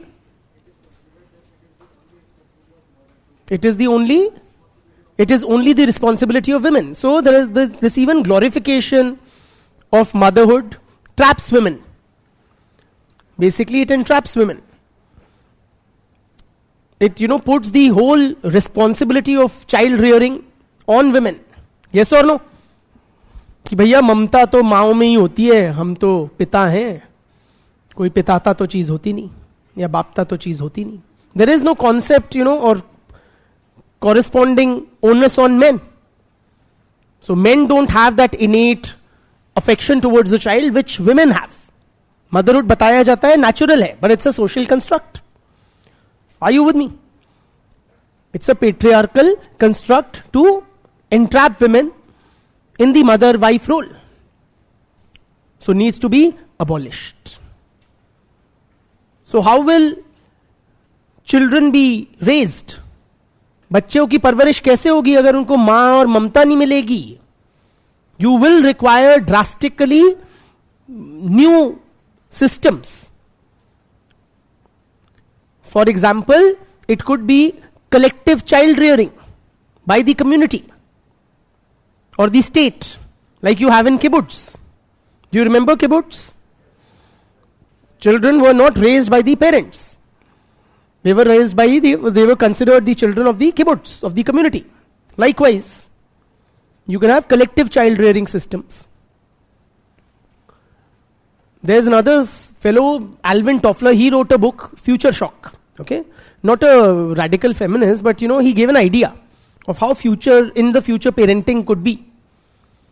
He gave the concept of pro-parents, professional parents.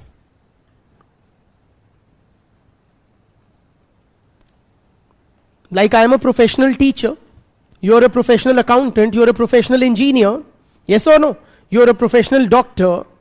She could be a professional mother. He could be a professional father. In other words, for payment of a fees, he could be a father to my biological children and yours and yours and yours and yours. Like I charge a fees to teach children of other persons. You charge a fees to maintain the account books of other businesses and so on. Likewise, you could have professional parents.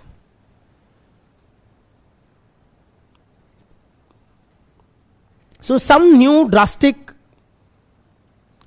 radical arrangements would be required to free women from the mother housewife role. Alvin Toffler, but he's not like a radical feminist, he's just like a futurist. He gave an idea. Okay?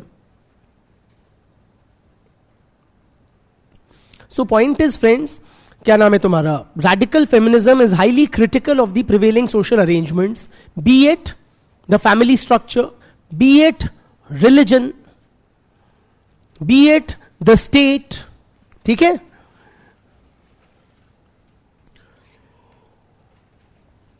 In fact, radical feminists suggest that we should create a gender-free society. Not just a gender-equal society, a gender-free society.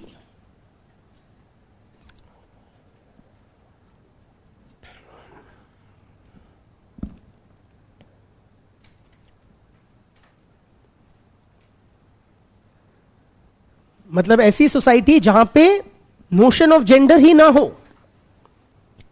Gender is what? It is a social construct where persons who are biologically male and biologically female are expected to conform to certain social stereotypes. Yes or no? That is what gender is. So we should create a gender-free society in which a person's biological anatomy does not determine their destiny.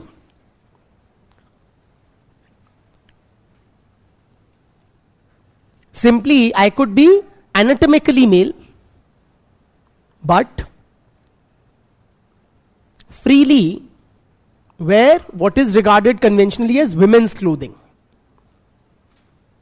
or make love to another man. Are you with me? So there will be no gender stereotypes. There will be no, this straight jacketing or compartmentalizing the whole of the population into these two compartments of men and women.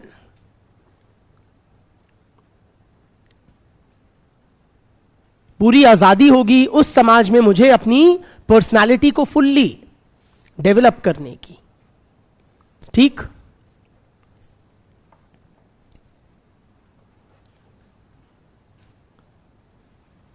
How do you like this idea वैसे? A gender-free society. We are possibly moving towards it slightly. They, them वाला जो trend है chosen pronouns का, हाँ, ze, they, them, he, she, वगैरह वगैरह, मतलब he, she तो पुराने ही हो गए. What do you make of it? Should we move towards a gender-free society? No? We need some clarity. Very confusing it will be.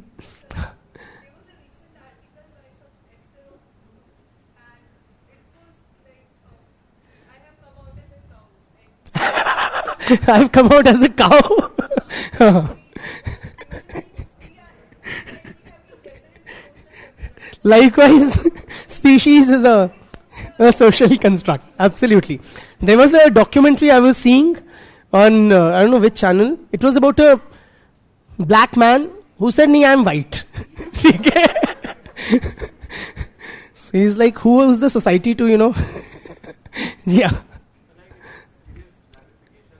Huh. And men entering women's, biologically men claiming to be women. Yes, and entering women's bathrooms. Hmm.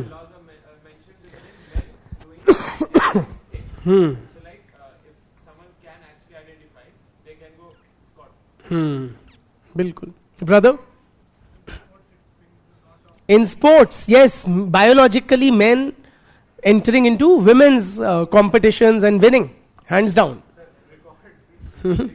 Breaking the records.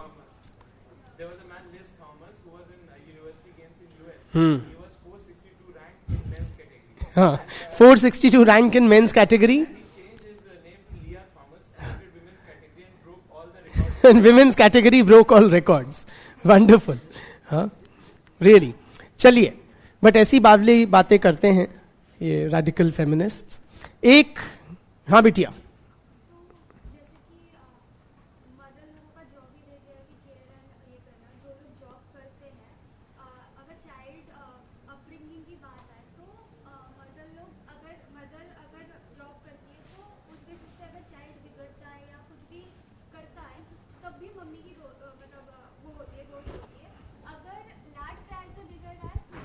बिल्कुल. तो इस basis पे तो कभी father जाके बात नहीं करते. तो ये पेट्रियार्की सोसाइटी में जैसे चल रहा है, मतलब इसको अभी जो हमारे साथ जो पढ़ रहे हैं तो इनको थोड़ा सा आगे बढ़ के बच्चों के साथ इंटरेक्ट करना, मतलब दोस्त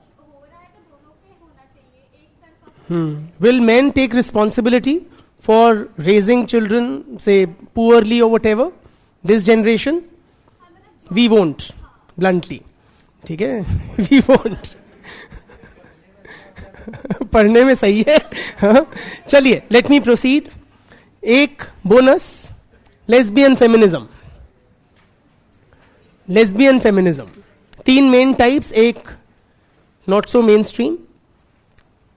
Lesbian feminism. Scholars like Rita Mae Brown, Barbara Smith,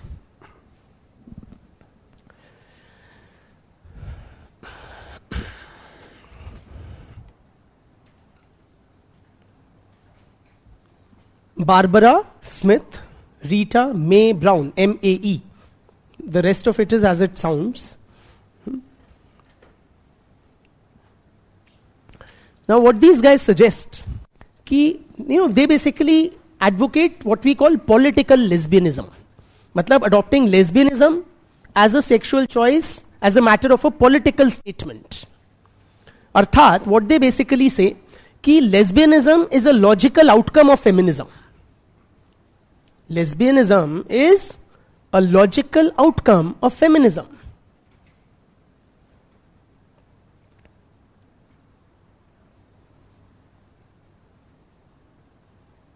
क्यों? Heterosexuality is what? Patriarchal. Heterosexuality is patriarchal.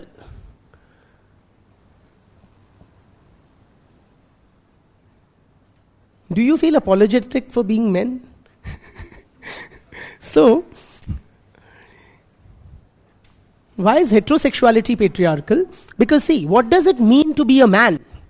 To be a man, or men are taught to be dominating, aggressive, and in control.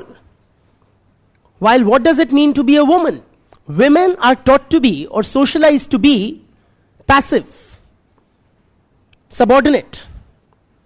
Yes or no? And being controlled. So, it can never be a relationship between two equals.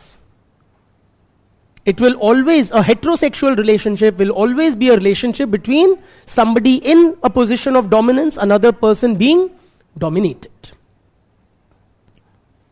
So if women want to get liberated, what do you need to do? You need to forge close, intimate, personal, abiding, emotional relationships with who? Other women. यही है सच्चा feminism. ठीक है?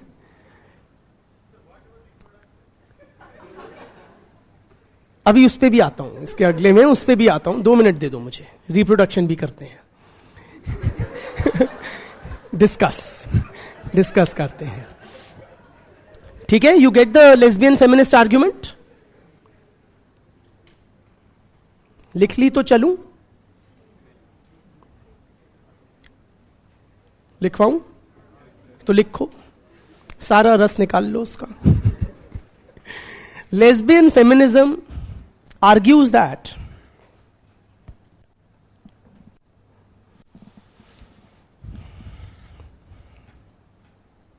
heterosexual relationships are patriarchal.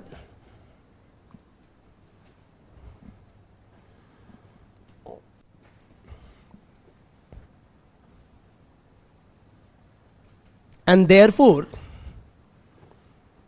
can never be a relationship between two equals.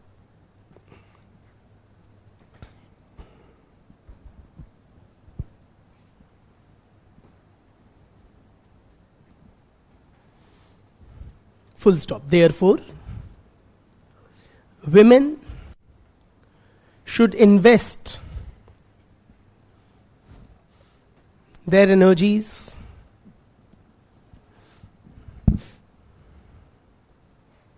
and time forging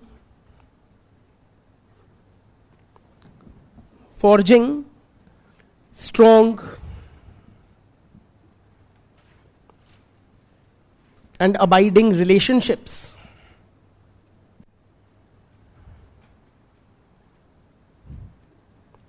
With other women. With other women. ठीक है? अब एक last हम डिस्कस करते हैं, then we'll take your break. क्या नाम है तुम्हारा? शिलामित फायरस्टोन का.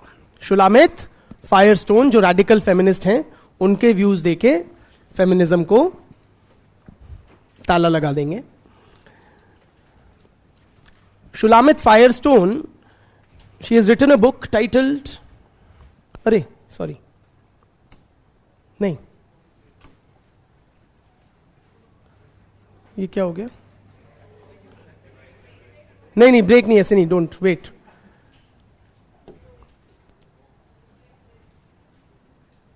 This,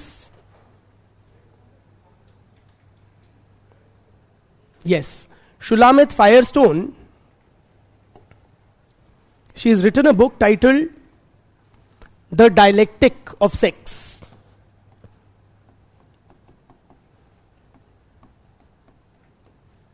The Dialectic of Sex. ये डायलेक्टिक किसका है? अरे डायलेक्टिक कॉन्सेप्ट किसका है? हेगल. और किसने फेमस किया? मार्क्स. अब ये मार्क्स की भी मां है, लिटरली. ठीक है? She is like one step ahead of Karl Marx in her analysis. What she says basically that, और लिख भी लो, that gender inequality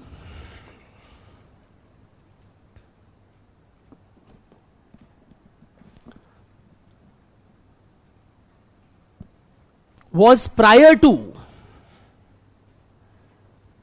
and was the basis of class inequality.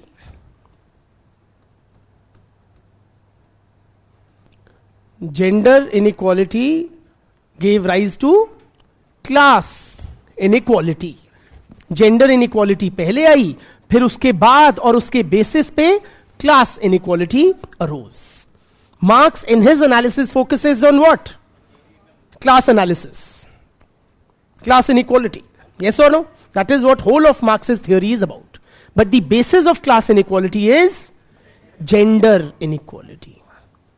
Now, how did gender inequality emerge? In those primitive tribes of the olden period. Now, women, because they are biologically endowed with the anatomy suitable for reproduction, so women, when they became pregnant and when they used to, क्या नाम है तुम्हारा, nurse children, they became dependent on their male counterparts. Women during pregnancy, childbirth, lactation became dependent on men. Why dependent? Because those times they could not forage for themselves, they could not collect whatever, they could not participate in economic productively, activity. Right? So they became dependent on men. Clear?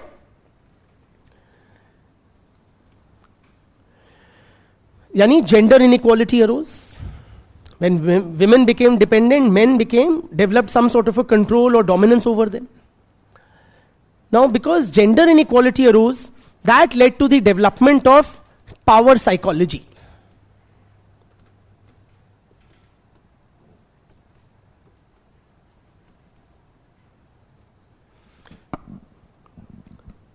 Gender inequality led to the development of power psychology.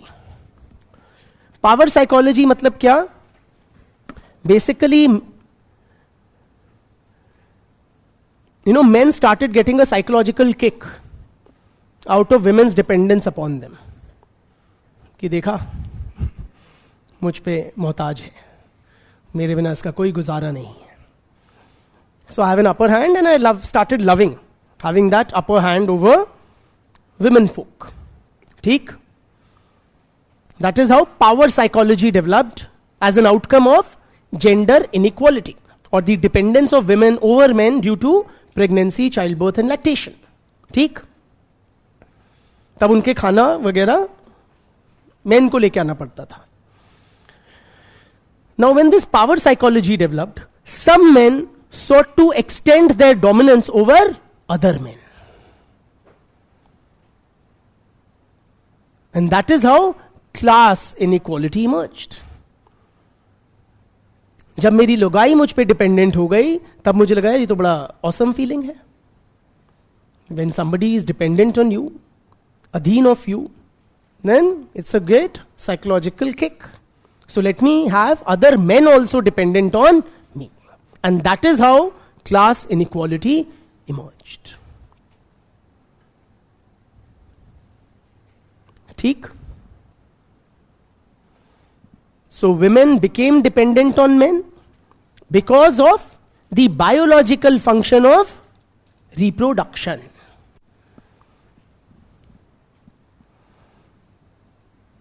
ठीक? So how can you attain gender parity? If women are to be emancipated from the clutches of patriarchy, they must be freed from the role of reproduction. In other words, when human babies can be manufactured outside of the female body, only then true liberation will be attained. जब इंसानी बच्चे औरत की कोख से बाहर के पूरे शरीर से बाहर पैदा हो पाएंगे, तभी औरतों को मिलेगी क्या? दैट मच वॉल्टेड आजादी. ठीक?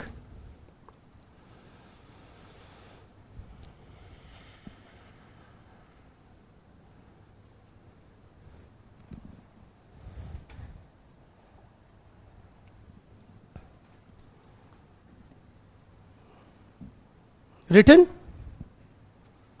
अब ये बताओ, is it possible that human babies be created outside of the female body so as to liberate women? Is it possible? Technologically, is it possible? We seem to be inching in that direction. IVF has been around for several decades now. Now you have technologies like surrogacy, you have cloning, for God's sake, including complex life forms like mammals, sheep, etc. Yes or no? Only except for the ethical and legal bar, possibly humans can also be cloned. Point is that technologically it may be possible in the mid-term or near-term future to liberate women. But, there is always a but. The science and technology establishment is controlled by who? Men. So they will not let it happen easily. ठीक है? तो ये है feminism की बात. And we are done with this unit. After a break, we will move ahead. ठीक है?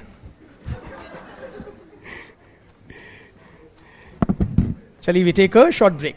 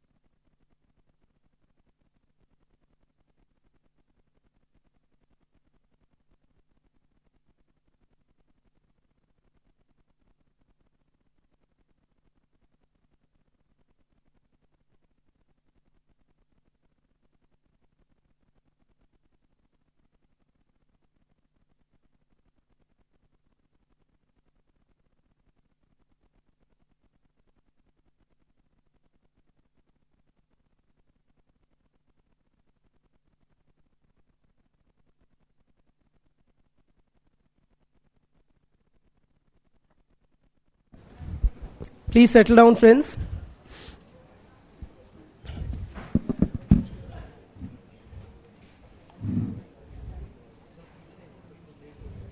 Sorry? Chaliye, moving on to the next topic. Acha, certain topics, several topics mentioned in this unit, such as, kya naam hai tumhara? Kinship, lineage, descent, types of family, household. All of these we will cover for both paper 1 and 2 in paper 2. Reason being, A, there's a lot of overlap. Secondly, even in paper 1, very frequently UPSC asks these questions from the perspective of Indian society. Okay, so we will be talking about both Indian and Western, but in paper 2. So when you're studying these topics, or this unit from kya naam hai tumhara? Sangwan, you can leave these portions which have not been touched yet. Okay? Safely, and we'll come to them later for sure.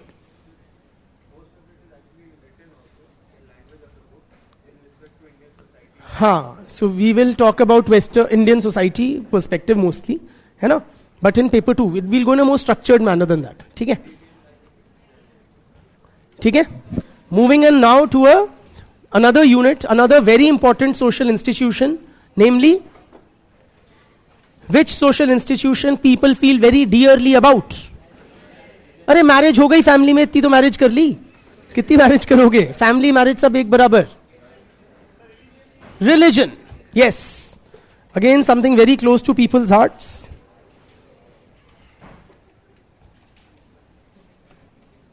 We will discuss now religion. In this unit on religion, okay, as per our syllabus, we will cover the following topics: origin of religion,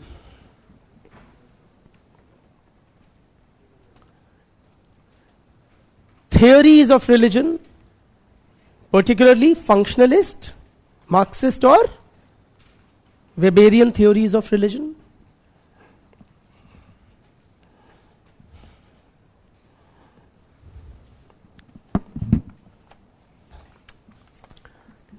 sects and cults, sects and cults,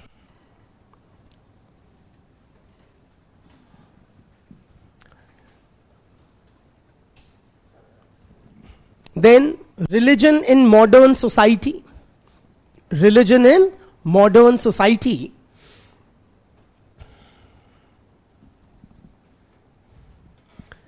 and under this heading we will discuss religion and science. What's the relationship between religion and science?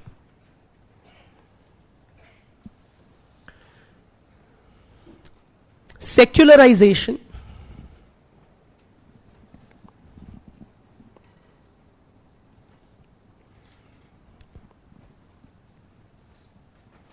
and then religious revivalism and fundamentalism.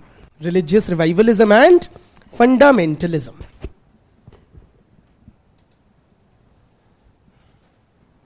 ठीक?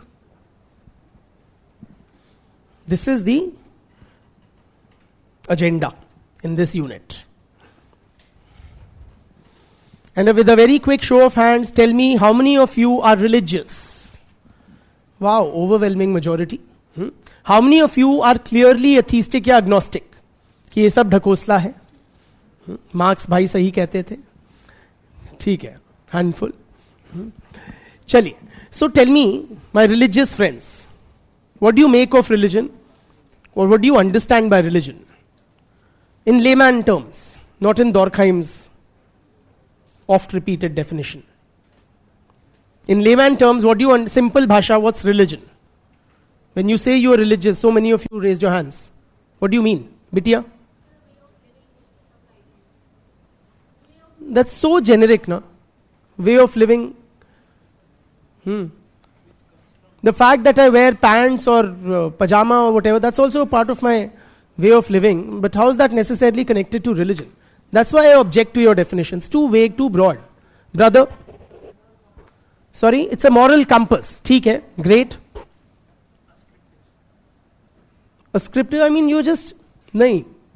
We have to do better than that, yeah. Brother? Sir, you can say, my point of view, like religion is something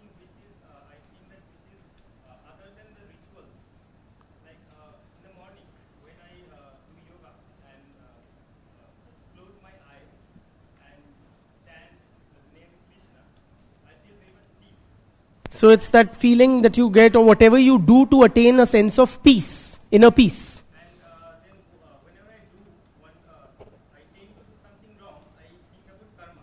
Hmm.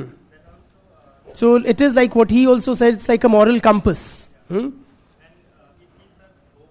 It gives you hope. A belief in an eternal divine being. So what is your sense? Is there somebody, a creator kind of a, कोई ऊपर बही खाता लेके बैठा है, who's keeping your पापों का या कर्मों का बही खाता,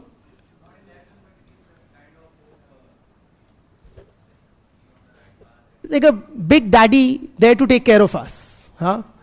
Yeah, brother?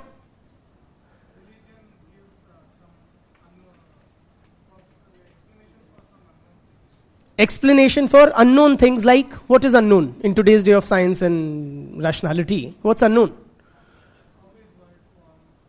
How is the world formed? Or what was there before the Big Bang? Or what happens after death? Is there a soul? Bilkul. So, let us begin with some easy, reasonably comprehensive definitions of religion. ठीक? You already have Durkheim's definition. Why am I sharing more? In general, you need only one definition per this thing. But the reason for religion, I am giving you another, because if sometimes a question comes, and it has come in the past, compare Durkheim and Marx's views on religion, or Durkheim and Weber's views on religion. Then if you begin with one person's definition in the intro, it is incomplete. So you begin with a neutral guy, and then you say Marx and Weber, Marx and Durkheim, they came out with divergent views or analysis of the role of religion in society. Something like that. Are you with me? That is why I am sharing some third person definitions of religion. According to Roland Robertson,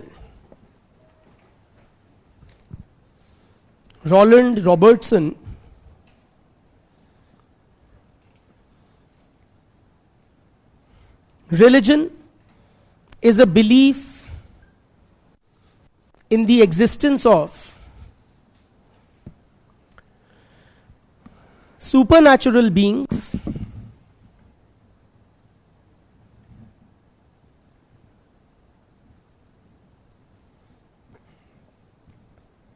that have a governing effect on life. That have a governing effect on life. So कोई है, दाता कह लो, creator कह लो, भगवान कह लो, God, Almighty, whatever, who's there up above, and he can affect this worldly affairs. Right? According to Yinger, religion is a system of beliefs and practices by means of which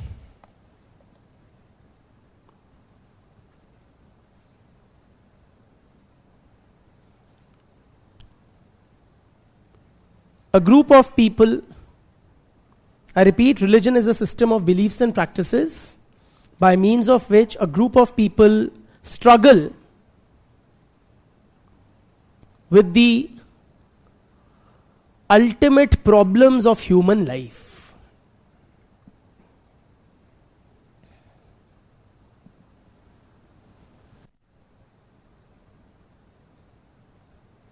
What are these ultimate problems of human life that religion helps us make to find, answers for? How do you make sense of death? What is the purpose of life? What does it really mean to be a human being? Do I have any higher purpose than other mammals and reptiles? Or is it the same for me? That you eat, you reproduce, you sleep, you repeat?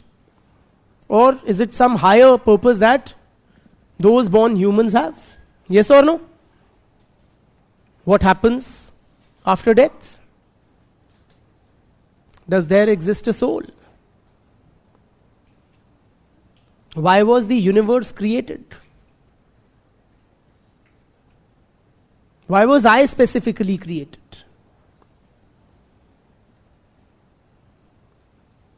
Yes or no? ठीक है, तो ऐसे जो big questions in life होते हैं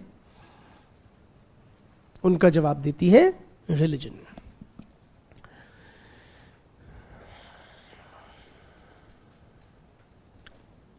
Now let us try to appreciate the origins of religion. Origins of religion.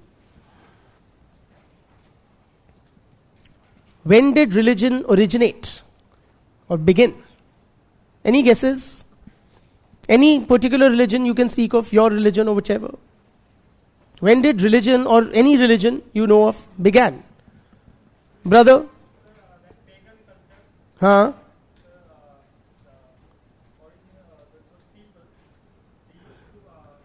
Give me a time frame. Yes? Hinduism. Around 1500 BC, he is tracing the origins of Hinduism or Sanatan Dharma. Jainism, Buddhism then emerged. Christianity emerged around the time of Jesus Christ. Islam emerged at the time of around Prophet Muhammad.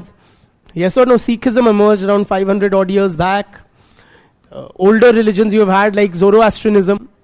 Yeah. Friends, the earliest, human remains that have been found with certain objects buried with dead bodies. Like, utensils, etc. Suggesting some sort of a belief in sort of, an afterlife or so. Are you with me? So we can't really pinpoint the exact beginning or origins of religion, when it began, but possibly religion is as old as human social organization itself. Okay? Certain theories try to suggest why it arose or how it arose. Okay? While its origins are lost in antiquity, some theories try to suggest the manner in which religion began or how did religion begin. Two theories important from the exam point of view. One is the theory of naturism. One theory to explain the origins of religion is the theory of naturism, associated with the writings of Max Muller.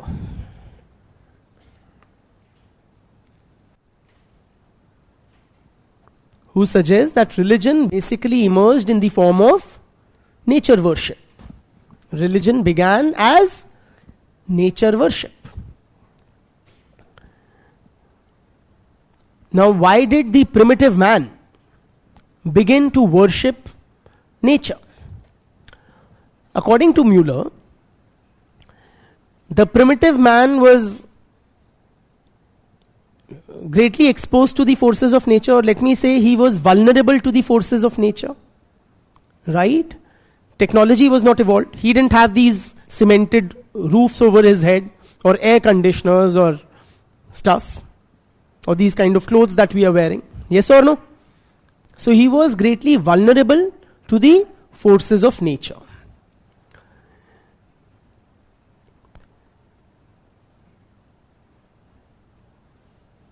Also, oftentimes the primitive man was confronted with the fury of nature, as it were. In other words, several natural occurrences invoked in the primitive man a sense of fear, wonder, awe, terror. कहाँ रहता था primitive man? पेड़ों के नीचे सोता था, caves में सोता था. आप सो रहे हो, सडनली बिजली कड़कने लगी, मूसलाधार बारिश होने लगी, एंड यू आर लाइक, हो, ये क्या हुआ? Are you with me? So the primitive man underwent a lot of emotional turmoil when confronted with these powerful forces of nature. ठीक.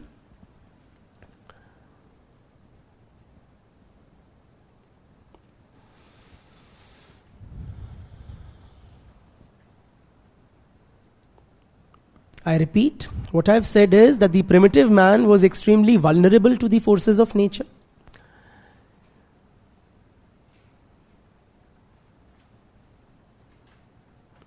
These forces produced in him an emotional turmoil. In the sense, it produced in him feelings of fear and terror, awe and wonder, right?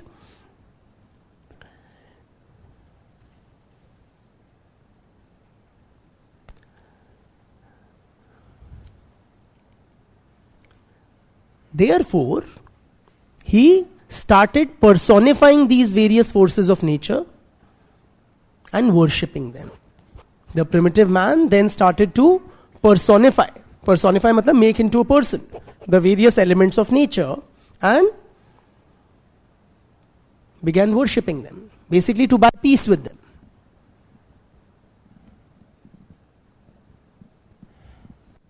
ठीक.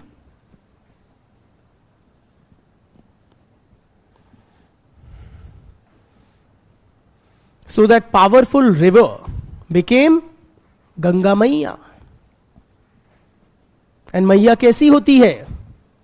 वही ममता वाली जो अभी पढ़ के आ रहे feminist द्वारा. Yes or no? So mother is forgiving, mother is loving, mother is nurturing. So basically various forces of nature were personified. Why personified? Once you personify them, then you can pacify them. You can buy peace with them. So thunder and rain became Indra Devta. Sun became Surya Devta. Wind and storm became Vayu Dev. And so on and so forth. ठीक? That is how the primitive man personified various elements of nature and began worshipping them. ठीक है? That is how religion began. ठीक?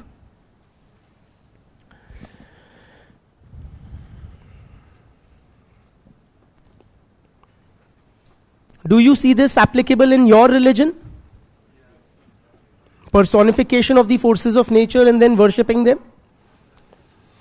चलिए. Another theory is the theory of animism. Theory of animism.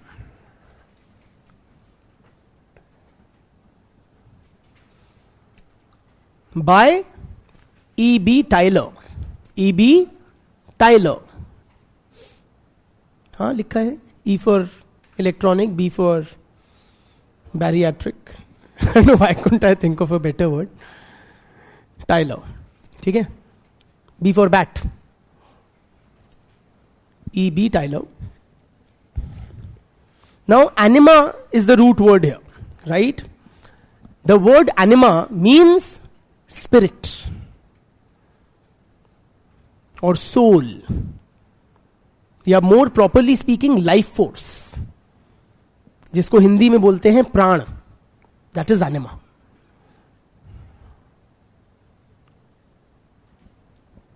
ठीक है? In other words, according to Tylor, religion began as spirit worship. Muller कहता है nature worship, ये कहते हैं spirit worship. Religion began as spirit worship. ठीक? Basically, the primitive man was confronted by, or his mind was troubled by two questions. There were two questions which troubled the mind of the primitive man. To answer them, he invented this concept of soul, या spirit, या प्राण, या आत्मा, या anima.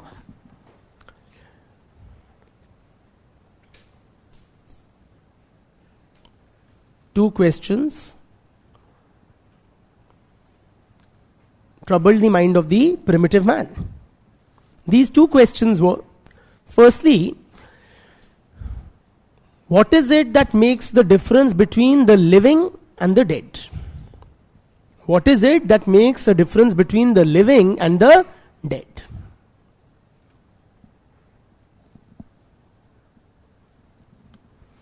There were two questions troubling the mind of the primitive man. First was, what is it that makes a difference between the living and the dead? So we are a group of people, that primitive tribe, and we are like all hale and hearty and fine and talking, and the very next day one of us is dead. How do you explain that? How do you make sense of that?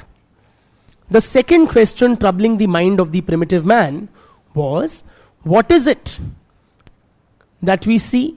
What are those things that we see in our visions and dreams?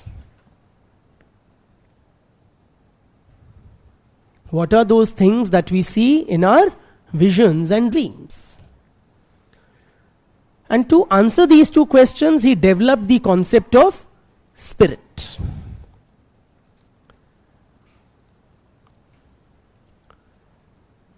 Or pran, or atma, or soul. So what is it that makes the difference between the living and the dead? It is the soul or the spirit. As long as a body contains a spirit, it is alive. When the soul or spirit exits the body, it becomes dead. Does it help you now answer that question which was troubling your mind, primitive man? ठीक? आपके धर्म में है ऐसा कुछ कि जब तक शरीर में प्राण बसते हैं, शरीर जीवित रहता है या व्यक्ति जीवित रहता है, जब प्राण शरीर त्याग देते हैं तो वह मृत हो जाता है. Right?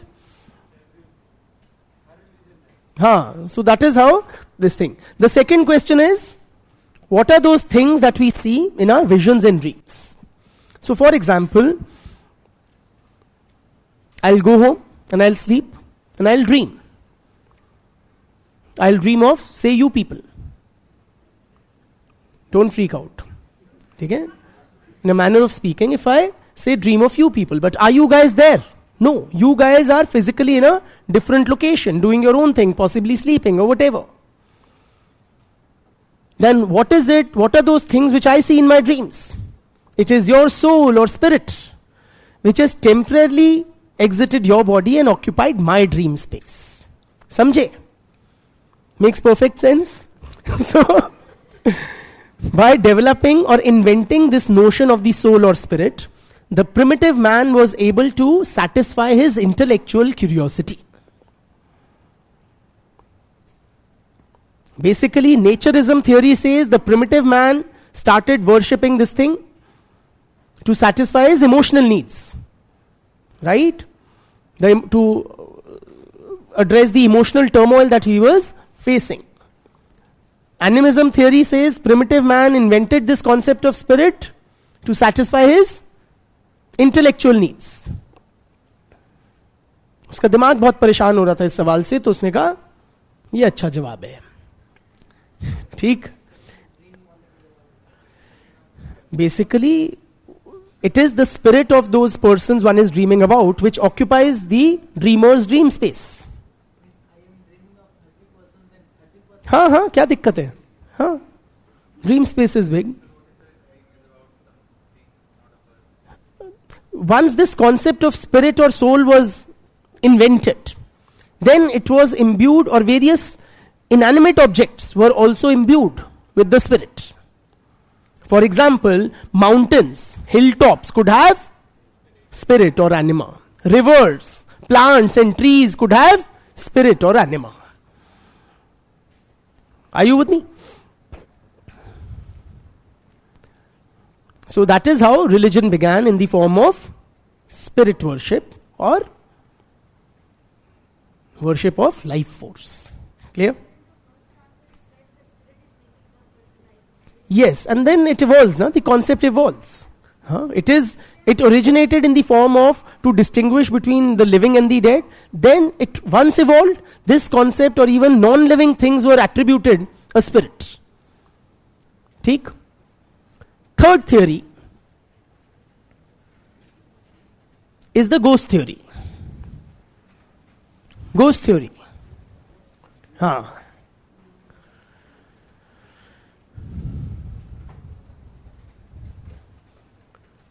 Associated with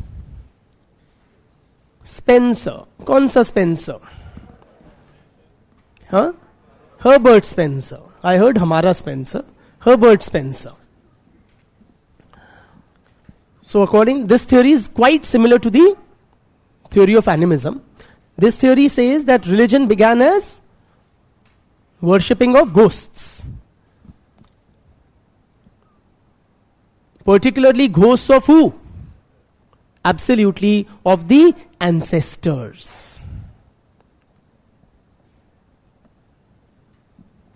Ghosts of the ancestors.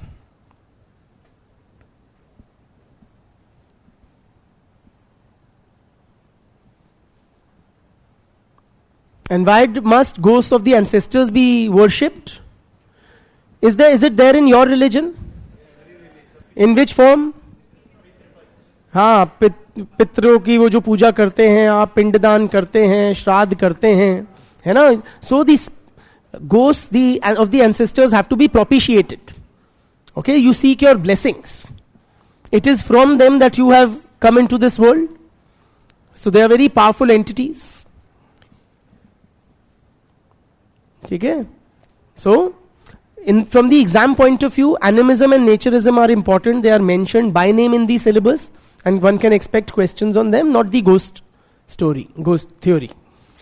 ठीक है? बहुत बहुत धन्यवाद.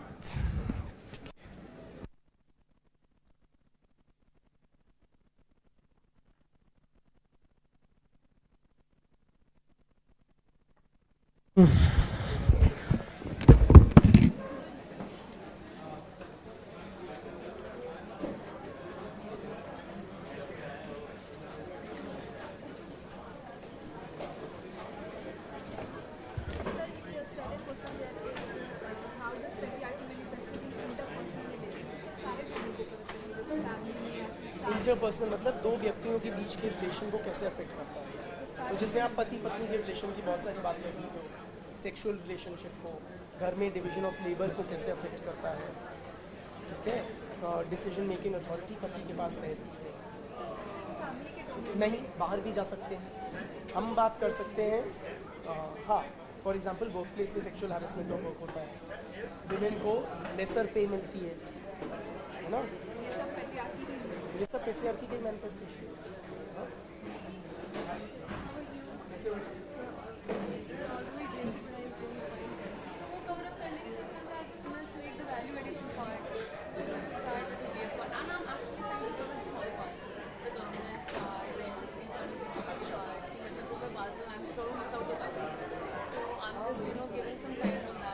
अभी 8-9 तारीख 10 तारीख को छुट्टी होगी. And so many previous lectures in this case, that I come up with these 3 days. So I've already planned that out. आपकी भी वो मिस हुआ. So they are also pending at your end. Yeah. Yesterday I did cover the day before yesterday once, and yesterday का भी 1.5 घंटे का last one. So that I covered today. That I was missing, and GM need was left basically. So I'll just finish up that also today also. So only 3 lectures are left from the. So I'm trying to. देखो भी. I'm not. देखो है.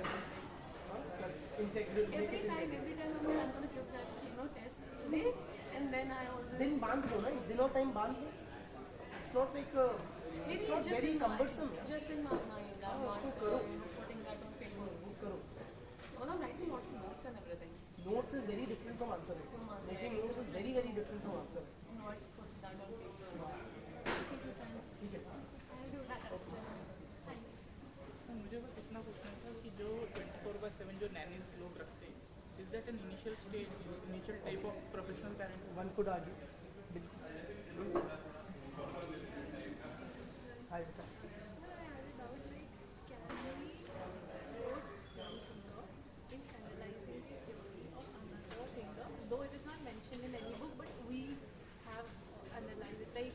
मी an example. जैसे जब हमें ऐसे करना होता है, एनालाइज करना होता है कि क्या यही रिजिड मैरिज के या फैमिली के डिस्टिंक्शंस हैं, तो हम क्रिटिसिज्म में they can be related to the ideal types that are developed.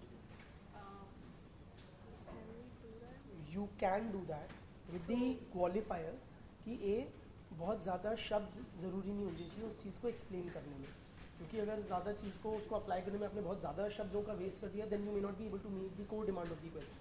So we shouldn't open So it should more be dimensions. very obvious. That application, what you are doing should be very obvious. Second, you should not attribute it to the scholar. In other words, you don't say, for example, that according to Weber, these are the ideal types of marriage. If he has not said that, you can say, applying the Weberian model of ideal types to the analysis, this can be considered an ideal type, typical expression of a marriage. है ना? तो मतलब वो कहीं गलत नहीं, वो गलत नहीं होगा, बट आप वेबर के मुंह में वो शब्द मत ठूसिए. That is- नहीं, यू डोंट से कि वेबर ने कहा है. अगर उसने नहीं कहा है, you don't say. You can use his भाषा और कॉन्सेप्ट. एक चीज़ और थी सर, मेरे दिमाग से थिंकर का नाम निकल रहा है जो आपने बताया था, स्किज़ोफ्रेनिया की कोई स्टडी. हाँ, वोगल एंड बेल. हाँ, बट सर गूगल पे वो लैंड के लेंग ने भी की थी. ये सभी तो इन्हीं की स्टडी कर रहे थे. यस, लैंग ने भी की थी, वोगल एंड बेल ने भी की, दोनों ने की. हाँ?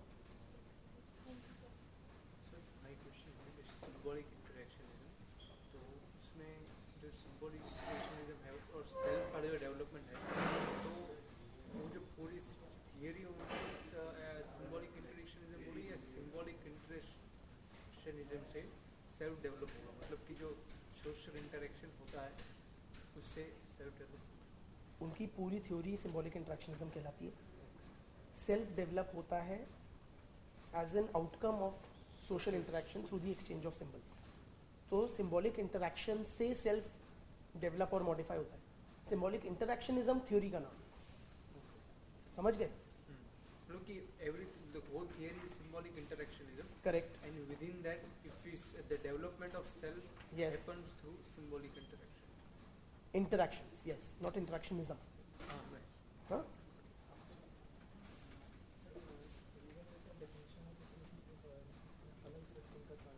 हाँ.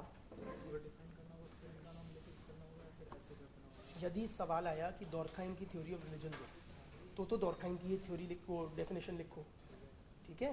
पर अगर कोई इस प्रकार का आ गया कि डॉर्कहाइम और मार्क्स को कंपेयर करो, तो केवल एक की अगर डेफिनेशन देते हो तो वो अधूरा लगेगा, इसलिए तीसरे व्यक्ति की दी है कि इनमें से कोई इस्तेमाल कर सकते हैं. नहीं, ओरिजिन अलग है, ये थ्योरीज है. ओरिजिन की थ्योरीज है एनिमिज्म, नेचरिज्म, जो अभी हमने पढ़ी. फंक्शनल मार्क्सिस्ट जो है ये अलग एक्सप्लेनिंग रिलीजन हम पढ़ेंगे. सर फेमिनिज्म का कोई क्रिटिसिज्म है? ओके, फेमिनिज्म का कोई क्रिटिसिज्म है? बदे में जाएंगे. So for example, for example कई लोग क्रिटिसिज्म करते हैं कि basically feminism has been transformed into man hating. है कि आदमियों को या मेन लोगों को प्रताड़ने की एक व्यवस्था है. दूसरी बात क्रिटिसिज्म है कि फेमिनिस्ट जो होते हैं, मतलब वो ब्लंटली पुट बात का बतंगड़ बना रहे हैं. हाँ, तो वो इस सामाजिक व्यवस्था से केवल औरतें ही नहीं, आदमी भी परेशान है. साफ बात है. अगर औरतों को स्टीरियोटाइप किया जाता है, आदमियों को भी स्टीरियोटाइप किया जाता है. आदमियों औरतों के ऊपर घर के काम का बोझ है, तो आदमियों के ऊपर बाहर के काम का भी तो बोझ है. यस और नो? तो ये जो एग्जिस्टिंग सोशल फ्रेमवर्क्स हैं उनको. तीसरी बात, बहुत सारे जो फेमिनिस्ट सॉल्यूशंस हैं या स्टेप्स बताते हैं वो बकवास लगते हैं, ब्लंटली पुट, या टू एक्सट्रीम लगते हैं, टू इम्प्रैक्टिकल लगते हैं. ये कह रही है बच्चे बाहर बनाओ बैठ के. जैसे कि मार्क्सिस्ट फेमिनिज्म पे बोला गया है कि वुमेन्स बॉडी कॉमोडिफाइड इन कैपिटलिस्ट इकोनॉमी. क्या भरोसा है कि कम्युनिज्म मतलब सिस्टम में कोई वुमेन को एक्सप्लॉइट नहीं करे, वायलेट नहीं करे, सेक्सुअली अब्यूज? वो तो एक थ्योरेटिकली मॉडल हो गया ना कम्युनिज्म. आज तक कहीं दुनिया में लागू नहीं हो पाया. बट ये तो उसमें क्या होगा कोई कुछ कह नहीं सकता. मतलब मार्क्सिस्ट जो फेमिनिस्ट है, मार्क्सिस्ट मार्क्स को सपोर्ट करते हैं, वो बोल रहे हैं कि रिमूव पेट्रियार्की रिमूव करने के लिए कि कम्युनिस्ट सोसाइटी, तो ये तो पॉसिबल ही नहीं है। अगर मैन वुमेन पे डोमिनेट एज अ सेक्सुअली करना ही है, इधर वो भी है कि पोर्नोग्राफी, फिर सेक्स ट्रेड, ह्यूमन ट्रैफिकिंग, सब तो वुमेन का ही होता है। मैन होता है तो फिर घर के काम काज के लिए वो भी बाहर हो जाते हैं वो लोग, बट अगर वुमेन के ऊपर करना ही है तो वो तो ऐसे भी कर सकता है ना। कम्युनिस्ट सोसाइटी की क्या ज़रूरत है, पेट्रियार्की हटाना है ना। हाँ, तो that is a legit criticism of Marxist feminism. और इतना कुछ वो बोल रहे हैं मैटरनिटी लीव पे, ये हो गया कि वो करना, तो ये प्रोटेस्ट भी तो कर सकते हैं वो कि जो ऑफिस है कोऑपरेटिव वर्ल्ड हो, गवर्नमेंट भी हो, ठीक है, एक अलग से जो 1 to 5 years हो गया, या जो स्कूल जाने से पहले वाले बच्चे होते हैं उनको ऑफिस आवर्स तक एक वही नैनी वगैरह प्रोवाइड करके घर, ऐसी भी बातें करते हैं कि क्रैचेस होने चाहिए, ऑफिस में सुविधाएं होनी चाहिए, लिबरल फेमिनिज्म ऐसी ही बातें करते हैं। तो वो तो मतलब उस पर प्रोटेस्ट करना चाहिए ना इनको। वो फालतू के टॉपिक पे प्रोटेस्ट करके बोलते हैं कि मैं फेमिनिज्म हूँ। तो वेरियस वर्जन है फेमिनिज्म के, है ना, some and these feminist disagree amongst themselves also. Liberal feminist वही कहते हैं जो आप कह रहे हो, भैया तुम वो चीज़ें करने की कोशिश करो जो संभव है। हाँ, साफ बात है, ठीक है, ये असंभव से फैंसीफुल आइडियाज़ हैं, ये तो शेख चिल्ली के वो है, ख्याली पुलाव से है। वही है, वो संभव है ना। और ये लेस्बियन वाला फेमिनिज्म तो समझ नहीं आता।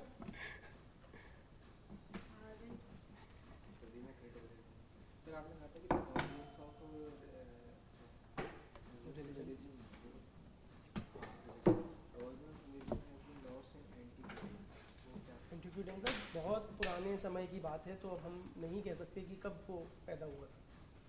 4000 BC में हुआ है, 10,000 BC में हुआ है, 15,000 20,000 BC में हुआ, कह नहीं सकते। एंटीक्विटी मतलब प्राचीनतम समय। ऐसे भी एंटीक तो चीज़ें होती हैं ना जो बहुत पुरानी, बहुत पुराने समय को एंटीक्विटी कहते हैं।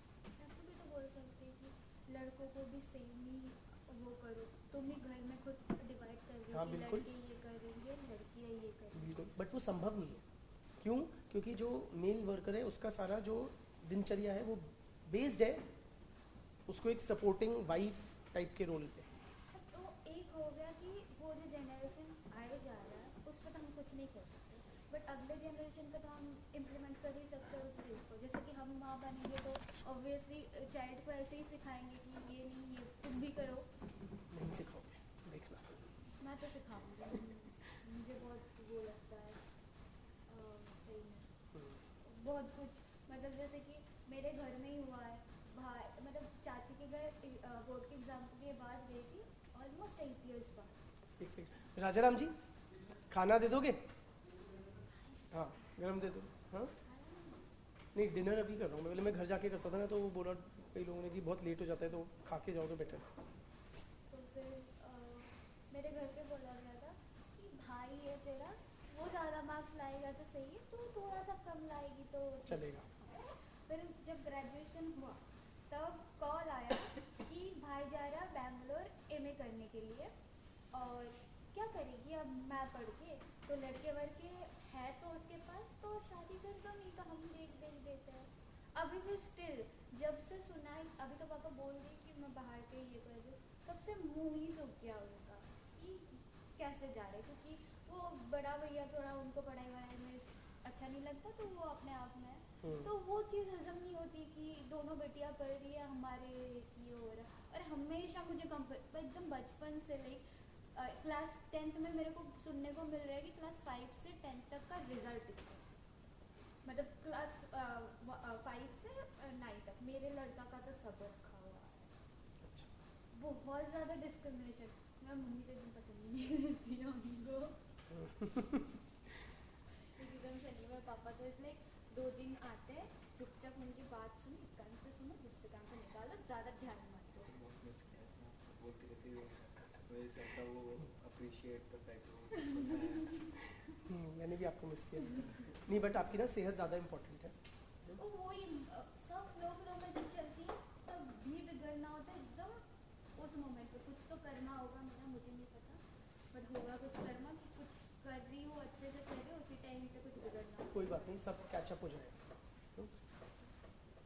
मेरे को बहुत बुरा लग रहा था. एक क्लास किया, वो है ना डिस्कशन एक तो सुनाई नहीं देता है किसी का भी, और थोड़ा बहुत बफरिंग अंदर ही रख दो. ऐप में थोड़ा बहुत. अच्छा, buffering is it not because of the internet connection? नहीं, इंटरनेट कनेक्शन मतलब आपका YouTube में वीडियो ठीक चलता है? कोई भी वीडियो भी तो है ना. हाँ, सब. पर ये ऐप में नहीं चलता है, ऐप फर्क में है. थोड़ा सा और ये भी है. लाइव में होता होगा शायद, क्योंकि YouTube पे तो रिकॉर्डेड डले होते हैं. यूट्यूब में भी है क्या ऐप, या ऐप नहीं, में नहीं, ही है क्लास? ऐप नहीं है क्लास? ऐप में ही है. नहीं, मैं जनरली पूछ रहा हूँ, YouTube के वीडियोस भी बफर करते हैं या वो? इंटरनेट तो वाईफाई सही है. थोड़ा बहुत प्रॉब्लम. उस दिन मैं बैठी थी एकदम से खुशी खुशी क्लास करूंगी, तब सबका आवाज भी आ रहा था मुझे हल्का फुल्का. तो वो कौन सा GH मिड के टाइम पे आधा हुआ सेल्फ का जो वो क्या बोलते हैं डेफिनेशन आया, पूरा चला गया. मैंने मैसेज भी टाइप किया था, फिर गया ही नहीं कुछ. तो मैं गुस्से में रख ही दिया. फिर वो नहीं, कर लेना ऑनलाइन जैसा भी. और अब देखोगे ना, क्योंकि रिकॉर्डेड होगा तो मेरे ख्याल से अब शायद बफरिंग ना हो. लाइव में शायद हो रहा होगा, रिकॉर्डेड में नहीं होगा. रिकॉर्डेड में नहीं होना चाहिए. नहीं किया था मैंने. नहीं, आपको नहीं करना होता, वो आपको ऐप में मिलेगा ना ऑलरेडी. नहीं, मैं रिकॉर्डेड ही किया था मैंने. अच्छा, आपने रिकॉर्डेड ही वीडियो देखा था? फैमिली वाला जो था वो रिकॉर्डेड ही दिखा था, बट कुछ टाइम पे थोड़ा बहुत प्रॉब्लम हो रहा था साउंड सिस्टम का. कभी रिकॉर्डेड में हो रहा था. थोड़ा बहुत हो रहा था. पूरी चीज मतलब एक तो सुनाई नहीं देता है किसी का पर्सपेक्टिव, वो फिर पूरा ही हो जाता है. रिपीट कर देते हैं हर चीज में. पर हमेशा नहीं हो पाता है. उतना मतलब जितना मजा आता है उतना. हाँ, तो मुझे बहुत मैंने भी एक ऑनलाइन क्लास करी बैठ के साथ में, मेरे को बिल्कुल मजा नहीं आया. मैं बहुत दुखी थी उसके चक्कर. क्लास में इतना एंजॉय होता है, पूरा बताओ, पूरा अपना व्यू प्रेजेंट करो, सबका सुनो.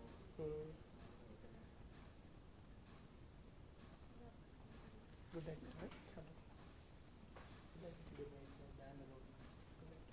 आपका रिजल्ट क्या है? Much better. अभी तो परफेक्ट ही. परफेक्ट नहीं, बट 80-90%. Thank you. आ जाओ, we'll have also, we'll talk also. अरे हेलो.